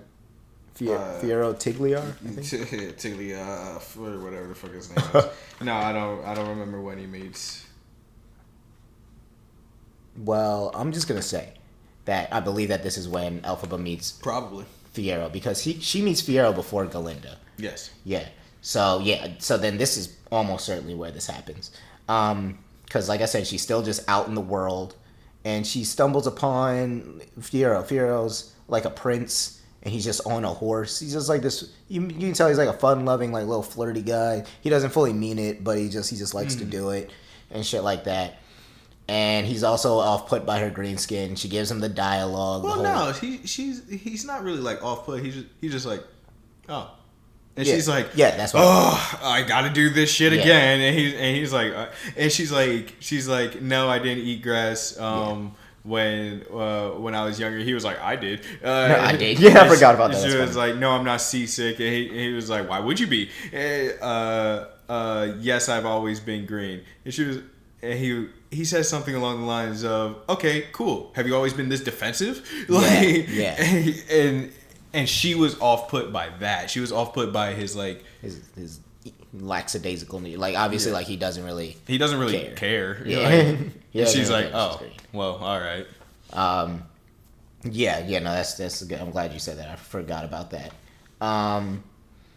But yeah, so they kind of meet and they're kind of like they're cool with each other, but it's like I think that's when he mentions that he wants to throw a ball or he wants to have a ball. I don't remember if it was with him, with her, or with Galinda. Mm-hmm. I think it was probably with Galinda, in all honesty. Mm-hmm. So I think this fast forwards to like the next day. Yeah, I'm not gonna lie. There are blanks in my. There's starting to be a little bit more blanks than I thought there were. Yeah. But yeah. So we get to the next day, and Galinda meets Fiyero as well, and Fiyero arrives at Shiz. At Shiz. Yeah, it's not that she meets him. She meets him after he arrives at Shiz. Yeah, she does the Reese Witherspoon Legally Blonde thing, the bend and snap. She does her little hair twirl. Yeah. And everything like that. She's a baddie. And she's a baddie. She knows she a 10. She a baddie with her baddie friends. And yeah, because I wrote here, she just immediately starts hitting on Fiyero, like the moment she gets a chance to. And this is when Fiyero starts talking about how he wants to have a ball or a party basically at the what was it? The Ozdust. That's what it was. Ozdust. That was what the it's called? Yeah. That was the place. I don't remember where it was, but it was like I think it was like a place that's technically supposed to be locked off from students. But he was like, I want to have a party there, and everybody's on board. And he has like a whole song that kind of gets him on board with it about how you gotta live your life a little bit. You gotta dance. You gotta dance. You gotta not give a fuck, you fucking idiots, and shit like that. And it's a cool little song. Nice choreography I wrote here. It was like a lot of like spinning parts. And there were a lot of spins. It was kind of like those acrobats that you might see at like a circus where they have the big spinning. It's like a tube and it has the circles on the two ends of it. You know, it kind of goes in a circle on an axis and they like walk across it and then they dip and dive around it and everything like that. It's kind of like that. It was a lot of like acrobatics. I thought you were gonna say the ones where they're like holding on to like the rings and stuff like that, and they're just like whoa, whoa. That is not what I was talking about, but that's also cool. I like those too. Whoa. And it's like, how are you not on your face already? Yeah, it's got to be a crazy POV. Yeah, no, insane. But yeah, so now they're trying to now we're in the Ozdust arc. You know what I'm saying? Yeah, we're getting ready for the dance. Oots. Galinda's being hit on by Bach. Bach is a munchkin. Is he a munchkin? Yeah, he's a munchkin. Which I'll also mention. This is the same man that played SpongeBob in SpongeBob the Musical. That Ariana Grande, that they had an affair. Like actual in real life, right? Like in real life, SpongeBob fucked Ariana Grande behind his wife's back. I love that you just call him SpongeBob. Yeah. SpongeBob and Kat had sex. Wow. And then SpongeBob and his wife got divorced, and then they were in Wicked together, and they're not together anymore. And I don't think they were together during Wicked. Yeah, so they just had to be awkward acting. Yeah, that must have been really. I mean, I'm sure that you keep it professional when you have to be. Oh, of course. I imagine that has to be a very awkward deal, all of it. Yeah, I just think that's funny. No, it's hilarious. It's hilarious. Don't get it mixed up. But yeah, so Bach's trying to like convince Galinda to go to the dance with him, but Bach is just like, and he's kind of like a nerdy kind of looking guy. And Galinda, he looks like the type of person that you would expect to be in SpongeBob the Musical playing SpongeBob. You know, that's completely correct. Yes, with like the curly hair and everything. Yes. And yeah, Galinda ends up convincing Bach to Not even convincing. She was kind of just like, hey, you see her over there in the wheelchair? You should ask her out because I'm sure she would love that. You should do that for me. Yeah, it's really just to get Bach off Galinda's back. She just doesn't want to deal with him, and she doesn't, for some reason, even though she's like all this talky talk, for some reason she still doesn't have the backbone to just tell this man no. Yeah. Either that, or maybe she's just like, I just don't want to break his heart. I don't know, but it's one of the two. Something like that. Yeah. But yeah. What else do I have here? Somewhere in between here is when Elphaba kind of puts Galinda onto the sorcery game a little bit. Mm-hmm. Because she set her sister up. Right. So yeah. So Elphaba's like, maybe Galinda isn't that bad. Yeah. You know, she kind of helped my sis out for real. Help my sis find. But before find that, Galinda gifts Elphaba something. Right. Gifts her the hat. Right. The witch's hat. Yes. And her friends were like, this ugly ass hat. This dumb ass, dusty ass, bitch ass hat. Yeah. And she was like, oh, that was my grandmother's. It doesn't go with anything that I wear. I don't hate anybody that much to give it to them. Mm-hmm. And then Elphaba walks in. And then she's like, you know what? And yeah, she convinces... Malicious as hell. Oh yeah, completely malicious. And she convinces Elphaba to wear the hat at the when they go to the Ozdust, which is fucked. Which is insane. It's insanely fucked. Is it here that we get the fucking... No. We get that later. Okay. They were at this dance acting a damn fool when Elphaba walked in. Yeah, they were. Like, when she comes in with the hat on, keep in mind, like, Elphaba just helped Galinda. Look, she's trying to put her onto the sorcery game. So, like, Galinda was like... Because I think Madame Morrible wanted to... Yeah, Madame Morrible, like, talked to her and was like, hey, I'd like to, like, she gave her like the wand, the wand, and she was like, yeah, I'm putting you in my class, not because I want you in my class, but Elphaba wanted me to put you in my class, and she told me to do it tonight or she would leave. So yeah, and also it's right here that you realize Madame Morrible kind of mean. Yeah, Madame Morrible is not the nicest person. Hard to believe, honestly, because I mean, the way she was talking to Galinda, she's like, oh, this is mean. Like, I mean, Galinda's also like mean, but like in a more like ditzy kind of way, like she doesn't notice it, like high school kind of bullshit way, where Madame Morrible is like stern mean, where it's like, yeah, I don't have time for your shit. Yeah, like at one point she was like, I don't even think you're that talented. Yeah, like, and it was just like, okay, like, all right, damn, I'm a child. Well, I guess not a child. I mean, I guess it depends. It's first year of college, so probably a child. Yeah. So yeah. They, like, a little fast forward back to Elle getting just like laughed at because she has this horrid hat on, just the fuggliest hat you've ever seen, and she just kind of starts like interpretive dancing, starts peacocking around. Elphaba does, and everybody just starts laughing at her even more. Well, they don't even laugh at her. They're just kind of whisper. Yeah, like, what the fuck is she doing? It's like, that's some really green bitch shit. That's really green. Me personally, I don't like green. But yeah, they're just kind of watching her kind of like interpretive dance her feelings out and everything like that. And Galinda starts to realize like, oh, what I did was kind of fucked up. Yeah. And to try to help her out, like, Galinda starts doing the dance with her. She starts dancing with Elphaba. You know, very like, they peacock together. They were peacocking dancing together. You know what I'm saying? Yeah, and even here, yeah, the Galinda glazing is crazy, yes, because after this, everybody is like, "Hey, that's kind of heat." Oh, yeah, now shit, we should do it. We should peacock together, and everybody starts having a good time and shit. And I'm like, y'all some hoes. All of y'all, I saw what was going on. Like, y'all don't see this. Yeah, and it's crazy because her two friends, when she first started peacocking, they were like, "Galinda, please don't." Right? No, for real. She was like, they were like, "What the fuck are you doing?" That was like the only time they actually legitimately disagreed with it. It was like, "It's gonna hurt your image, girl." And then eventually wouldn't you know it, they're in there dancing with her as well, which is crazy work, but you know, it's fine. I see y'all fake, but it's cool or whatever. They just want to keep a green girl down.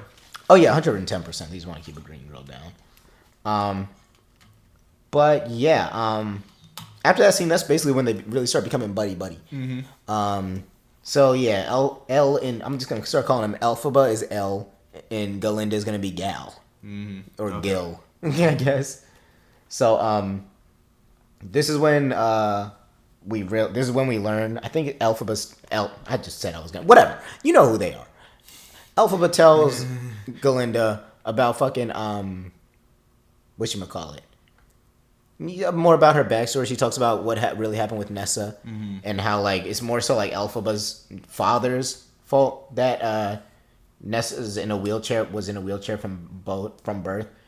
No, she's both because he's the reason why Nessa's in a wheelchair, and he's the reason why her mother's dead. Because after Elphaba was born, and he realized that his wife was pregnant once again, he didn't want a chance for Nessa to come out green as well. And so because of that, he had her eat, what was it? It was like, I don't remember what kind of flower it was. It was like a milk leaf or something like that. I don't remember what it was, but she ate like a lot. Yeah, she ate like a lot of them.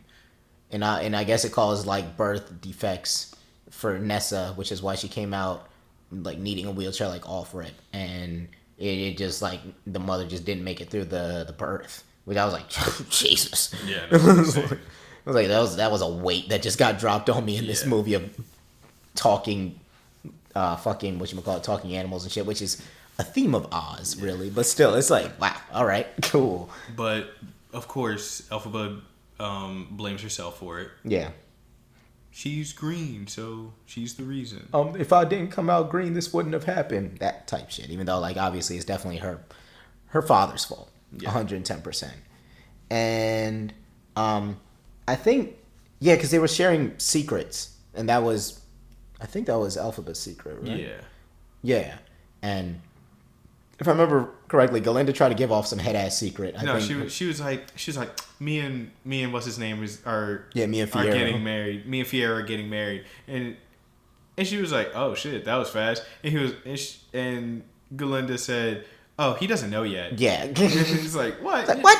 That's not a secret. This isn't a secret. You suck. But yeah, so that's how she found out that information. And so Gal's like, you know what we have to do? We gotta glam you up, girl. Mm-hmm. We gotta glow you up. We gotta make you popular. Yeah, I enjoyed this song. It was a nice little song. This was the other song there. Yeah. Yeah, there it is. Yeah. It was cool. It was a good little song. I wrote right here. This is the best one so far. And yeah, she's trying to give her a glow up and everything. I'm trying to remember some of the specific choreography in that number, but I can't remember anything specifically. I thought I had like a mental note. I don't know why I didn't write it down at the time. Oh, I have plenty of mental notes. Yeah, I don't know why I didn't write it down at the time because I'm bad remembering my mental notes, but I didn't. So it's going with the ether, guys. Sorry. So yeah, like I said, Popular was probably the best song so far. And so yeah, we cut to the next day after Galinda's taught Elphaba all the ways of the Popular and how to thwip her hair everything. Thwip and shit. Yeah. And so next day at class, history class again with Dr. Dillerman. Yeah, this was insane. Like, yeah. Okay, so the notes that I have, right, are we're gonna be popular, baby, and then Doc Dill gets fucking deported immediately. We're gonna be popular, baby. Dr. Dill just got deported. Because now animals are not allowed to teach anymore in Oz. Yeah, I'll tell you what. If there's one thing about Oz, they get shit done. Like if they want to pass something, it's getting passed. Yeah, no, it was immediate. It was immediate. And yeah, they're dragging him out this class, and it was just like, oh fuck, wait. Yeah, and he's like screaming and shit, and it gives vibes of like, don't let the world silence you. Yeah. Know your name, know your history. Because it's just like, fucking hell. And then they start, like, caging animals. They're like, if we cage animals early in life, they won't learn how to speak. You know what I'm saying? And shit like that. I was like, Jesus, that's fucked up. Yeah, this is a little fucked up, guys. Why are we doing this? Right. But, yeah, that's how that's going. So I believe and there's a lion cub. They're that's what the testing example. it. They're testing it on a lion cub, which is getting caged, and Elphaba casts sleep on everyone. Right. That's And exactly what happened. And her and Fiero. escape with the cub, and they kind of just like run out, and they share this like little moment, and now there's a little tension. There's a little romantical tension up in because there. because for some reason he was the only one that didn't go to sleep aside. Just Elphaba. Happened to be like just that. happened to be there, which is whatever. It's circumstantial. It's like sure that's what happened. No, it was definitely no underlying feeling in there, because I mean her powers are emotion based. Yeah. So it's just like you know what you did. Absolutely. You don't know what you did, but you know what you did. Yeah, absolutely. You know what's funny? When I was talking about how like the movie kind of flew by. Mm-hmm. I wrote right here, feeling every bit of the 2 hour 40 minutes. You're funny. That's ain't that some shit? I guess that's how you look back at it. I guess it's just how you look back at it. Because I guess in the moment I was feeling this shit, huh? Yeah. Hindsight. Hindsight indeed. So at this point, I guess Madame Morrible was just like, "Hey, you got something came in the mail today." You know what I'm saying? And she opens it up. Was it D's nuts? No, I'm just kidding. Okay. Something came in the mail today. But no, it was actually a letter from the wizard himself. Oh my god. Yeah, Elphaba has been summoned to meet Oz himself, guys. The wizard. The wizard. The wonderful Wizard of Oz. Yeah, him. Yeah, him. So yeah, she's gonna go meet Oz, guys, and yeah, so Galinda has made the very heroic decision after she wakes up. Oh, we forgot to mention that We did? Dr. Dill, Yes. because he doesn't have the 2 front teeth that humans do. He doesn't have the correct mouth for it. He was unfortunately unable to say Galinda Yes. and was calling her Glinda. Yes. This whole time, every class period, when he would call on Galinda, he'd be like Galinda, Yes. and she would be like it's Galinda, Galinda, and he'd be like Galinda, she'd be like Go. But it's like, yeah, he just wasn't able to do it. And so heroically, after Dr. Dillerman's unfortunate deportation, out of a show of solidarity, Galinda has decided to change her name to Glinda, without the A. Galinda is officially dead. Welcome, Glinda. And it was just one of those, just like, bro, really? Yeah, no, for real. Because when I heard it, because when she said it at first, when she said she's switching it to Glinda, because I noticed at the beginning of the movie that it was Glinda and not Galinda. Yeah. And I was like, I thought I just like misheard. Yeah, me at the too. beginning. So I was just like, oh, her name's been Galinda this whole time. Then it did that, and I was like, oh no, it was Glinda. She's just an asshole. Yes. She's just a complete ass. She's like, yes, out of solidarity, my name is now Glinda. I was like, yeah, okay. And everybody cheered, as they do. Yeah, everybody loved it. They was eating that shit up. The Glinda glazing has begun. The Glinda glazing has officially begun. And so, Elphaba takes the train to meet Oz, and whilst the train's taking off, Elphaba's, because like everybody's there seeing her off, and she tells Glinda, "Come with me!" Like as the train's moving. Now. And Glinda's like, "Are you sure?" And they're like running away, and she's like, "Yes!" And she's like, "Are you really sure?" She's like, "Bitch, jump on!" Like She's like, okay. yeah, and Glinda like jumps onto the fucking train, and now they're both going to meet the wizard, guys. It's not just Glinda. I mean, fuck. It's not just Elphaba. Yeah, they're going to meet the wizard, guys. Oh my Damn god. it. And then they take the train over to Emerald City, and the Emerald City looks good. And let me tell you something. Emerald City gets the fuck down. They get Yeah. shaken in Emerald City. I'll tell you what, this might be, I haven't seen a whole lot of different interpretations of Oz, but I feel like every interpretation that I have seen, Emerald City always looks good. Emerald City, they bust. Yeah, Emerald City always got some cool shit going on up in it. Like, bro, Emerald City and the Wiz, they got Oh down. yeah, when they like change the color, Man. they'd be like, now this is the color. This is what you should be Man, wearing. that shit was crazy, boy. Oh. That was crazy because it was like, you have to be seen in green and all that shit. Yes, sir. And it'd be like red, and I don't even remember what they would say, but it was something. It would just be like, yeah, can't be caught dead in red. Something like that. Something Doesn't like make sense, that, but yeah, yeah, no. it was something like that. But yeah, that's the Wiz. We're not talking about. We're the not Wiz talking about right the now, Wiz. but shout out the Wiz. I He's on down the road, fuck nigga. All right, fuck. Where were we? Emerald City looks and sounds great. They do a little musical number. I think we have some people on like stilts and shit like that. Mm-hmm. Yeah, it's just your usual. You know, you get a big extravagant intro, Welcome to introduction. Emerald City. Yeah. Welcome to Emerald City, and it looked good. I wrote that Elle and Glinda's friendship seems a little bit rushed. Yes. Just because it felt like, I don't know, they're just like buddy.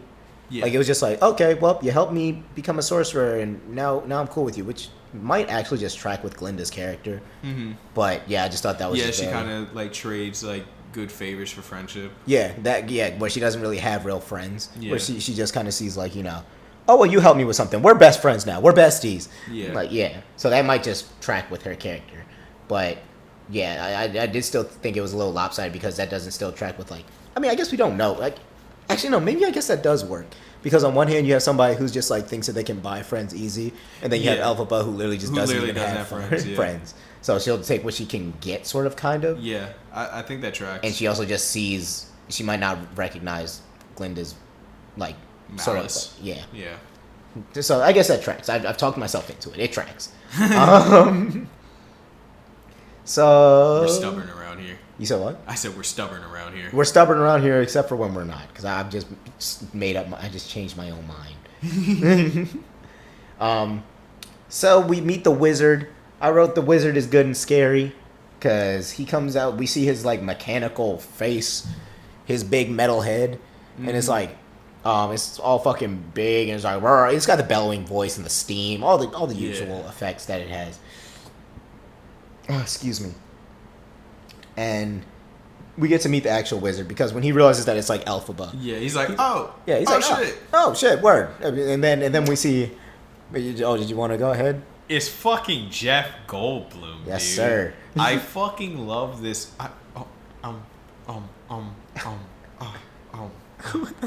You can't see the little that's- dance he's doing. It's the Jeff Goldblum. He just kind of. He's doing a little shoulder shimmy right now. Yeah. For all my audio listeners, yeah. which is all of you, I guess. For all of the audio listeners, I was doing the Jeff Goldblum shimmy. Yeah. And if you know what I'm talking about, you know what I'm talking about. You know what He does a little he does a little shimmy. I haven't even noticed this little shimmy that you speak of. Hey. I mean, sure though. Hey. The wizard personally wants to raise L. That's basically what he says. He wants to raise hell. No, not. Okay, I see what you did there. You making fun of me. But yeah, he wants to raise Elphaba. God damn it. He basically wants to like raise her as his own. To be the grandest wizard. Yeah. Because he was like, and also I forget. He basically said like, I've never had a daughter or something like that. Or is it that he left his daughter in fucking Something like that. Oklahoma, wherever he's from? Do you know where he's from? No. Okay, but yeah, wherever he's from, he was like, I never got to have the daughter that I wanted. Wow. You could be the daughter. Yeah. Of me.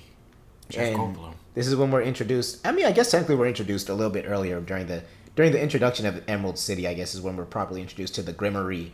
The Grimoire. The it's an important book. It's like the spell book. It's like the Darkhold. Ooh, yeah, that's a good one. It's like the Necronomicon. Because it's like it's got the important spells, and it's also like It's like the Grimoire. Wait. what? Grimoire?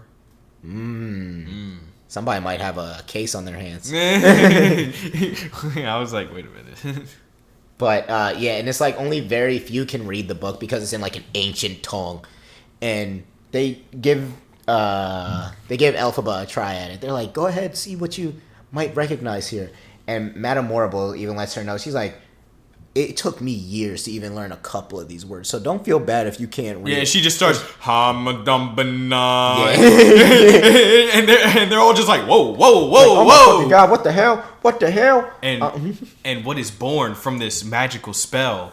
Because they were saying that one of the monkeys liked watching the birds, so he wishes that he could fly. So now now there are flying monkeys. Now The there are wizard monkeys. actually asked for this. Yeah, the wizard asked for monkeys with wings. He was like, if you want a spell that you can try out, our monkeys, they always look up at the birds and they wish they could fly. It's just like, oh, okay, sure, I'll make them fly with wings. Yeah, and boy does you, we get like archangel esque fucking. Oh my god, yeah, no, it was terrifying. It was kind of great. Yeah, it was like when you hear the bones cracking and shit, and as this monkey's screaming in pain, and these wings are just like like ripping out of him. And like even like when he gets the wings out, like he's like and he like starts flying. He starts flying like awkwardly. He goes up, and then he comes crashing down. And it's like, wow. It's like, wow, that was fucked. And it's like, while he was transforming you, it's like this fucking like mess of feather and fur. Just it's not insane. Pleasant. It's not pleasant. It was cool, but it wasn't pleasant. I think that was maybe my favorite scene. I mean, it was a good scene. It was good. He was getting fucked up. What can I say? I like horror. Yeah, that was your little horror minute right there for that scene. And this is when you kind of get was it metamorable or was it Oz that kind of gives it a little Freudian slip here? That's just like, oh, these guys are gonna make great spies now. Yeah, no, like, yeah, it was one of them. They were just like, they'll be great spies, and it's like, and Alphabet's just like, huh, like spies. And here it is revealed that, oh no, the wizard is a fraud. Like, there's no fucking way. There's no fucking way. Also, I wrote in my notes, Wizard of Oz. I cut it down to woo. Woo. Yeah. Wizard of Oz. Yeah, I cut it down to woo. So the woo. The woo. The woo is a lie. The woo is a lie. Damn. The woo is a lie. That's unfortunate. R.I.P. Pop. Man. R.I.P. Pop Smoke. You remember that Rest in peace, Pop Smoke. Like, what? But shout out Red and Link, I guess. Yeah. But anyway. Yeah. So we realized that the wizards also, along with having no powers. We're like the Black Red and Link. I'm sorry. I didn't want to interrupt you, but I was thinking about it. A Black Red and Link. Yeah. We're like the blacker, younger, shorter, less experienced Rhett and Link. That's a lot of variables that you gotta put in there. If you gotta put that many variables in there, I don't know how much we can compare to these guys. Well, oops indeed. Anyways, I'm gonna bring this back a little bit. So yeah, the wizards. But did we say the wizard's behind the animal hate? No, he's behind the animal hate. He wants to get these spies so that he can properly locate. He wants his monkeys to be able to fly so they can properly locate all the fucking talking animals and kidnap them. Well, not kidnap them, but capture them.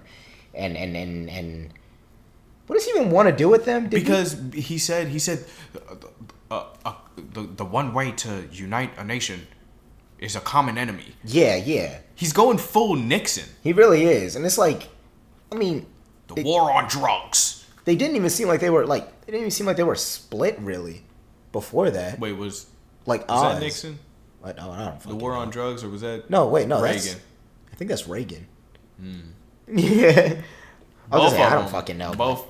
I'm not getting into that. Yeah, that's for a different podcast.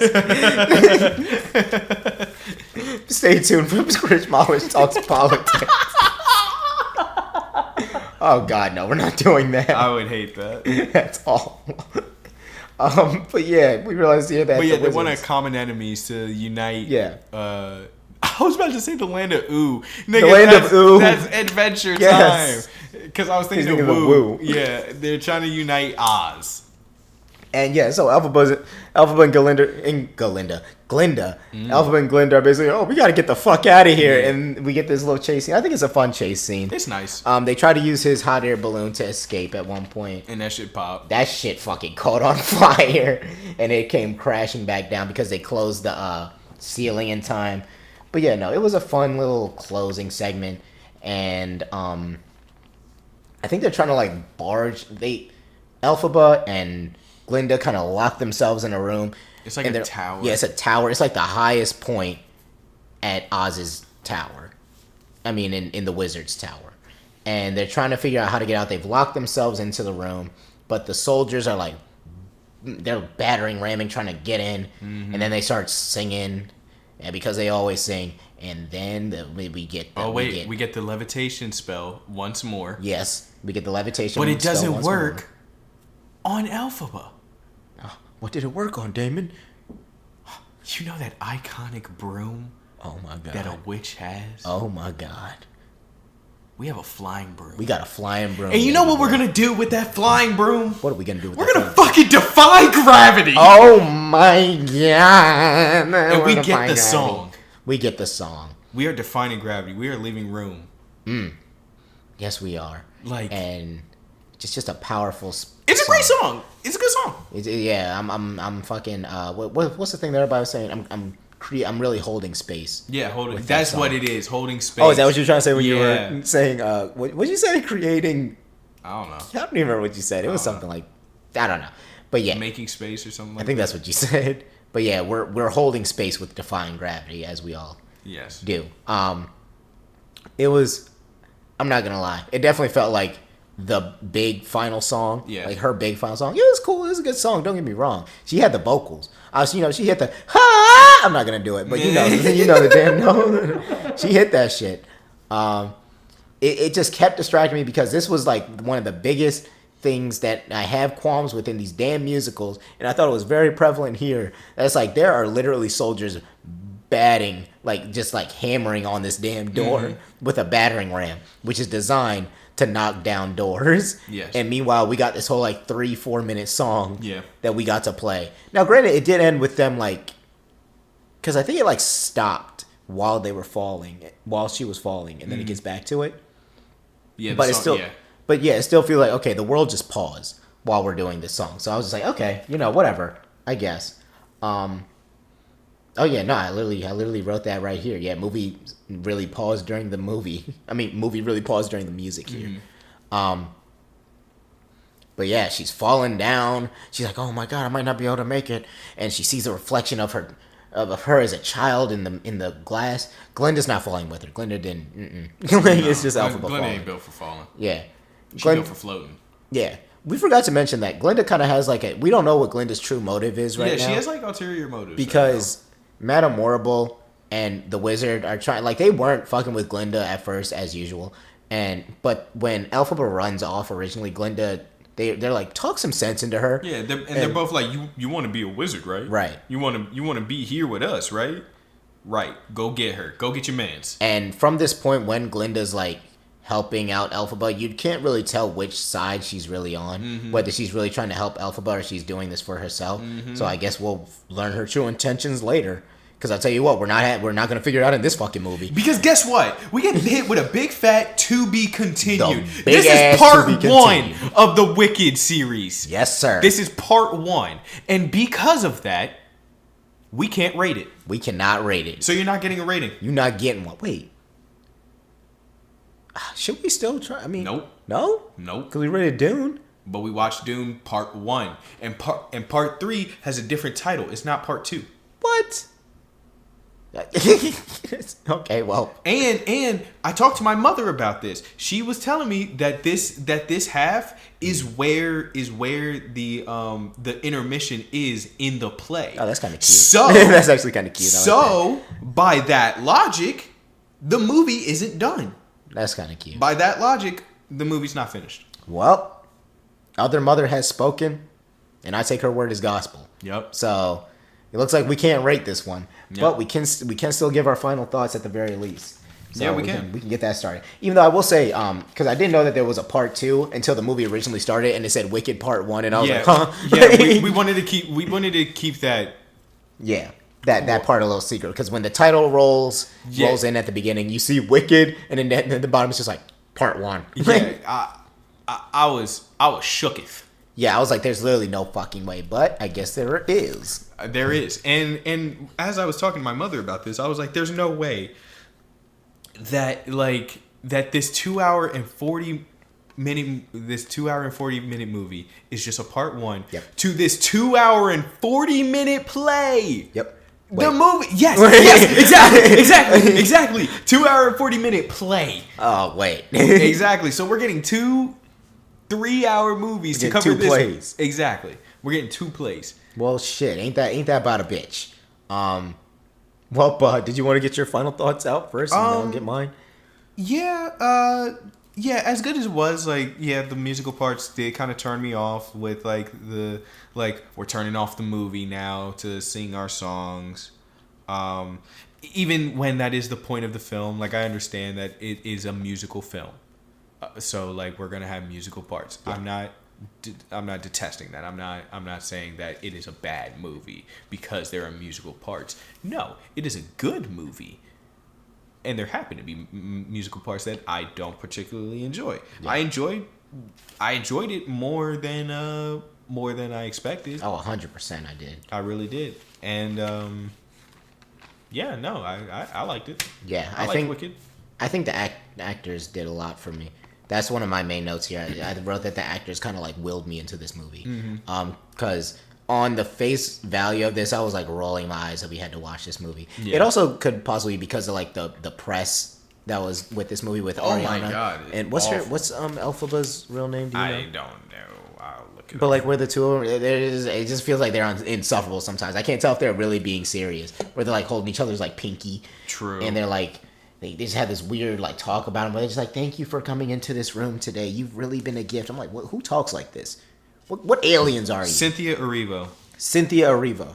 Erivo or Erivo? Erivo. Okay, Cynthia Erivo. Yeah, so Cynthia and Ariana, they the two of them together seem like insufferable in a lot of these press tours, and they kind of like turned me off to this movie. I'm like, fuck. But no, they were actually pretty good in this movie. No, they were great. You would have never expected that they were annoying as hell. Yeah, but they were actually really good. I really enjoyed Ariana. I think she was probably my favorite. Glinda was my favorite character in this movie because she was just so fucking like. She played the role of like obnoxiously rich girl that thinks everyone loves her like really well. She was a great like comedic relief. Yes. Because it's like the way she would just get like shit on by reality at a lot of points was like really funny to me. Oh yeah. Yeah. I thought the sets looked good, but the special effects were, like we said, iffy with a lot of the animals and shit like that. Where it's like, oh, this doesn't look. I mean, we can tell this isn't where like the budget went. It was definitely in like the sets. Like I said, they look good. Yeah. Emerald City looked good. Shiz, it wasn't like outstanding really, but it wasn't bad. And the dress, the outfits were good too. Like the fashion was nice. Yeah. What costume design? That's what That's I'm thinking the word. Yeah. Like the Shiz uniforms, obviously all of Glinda's dresses and everything. All the glitz and glamour. The glitz and glam of it all.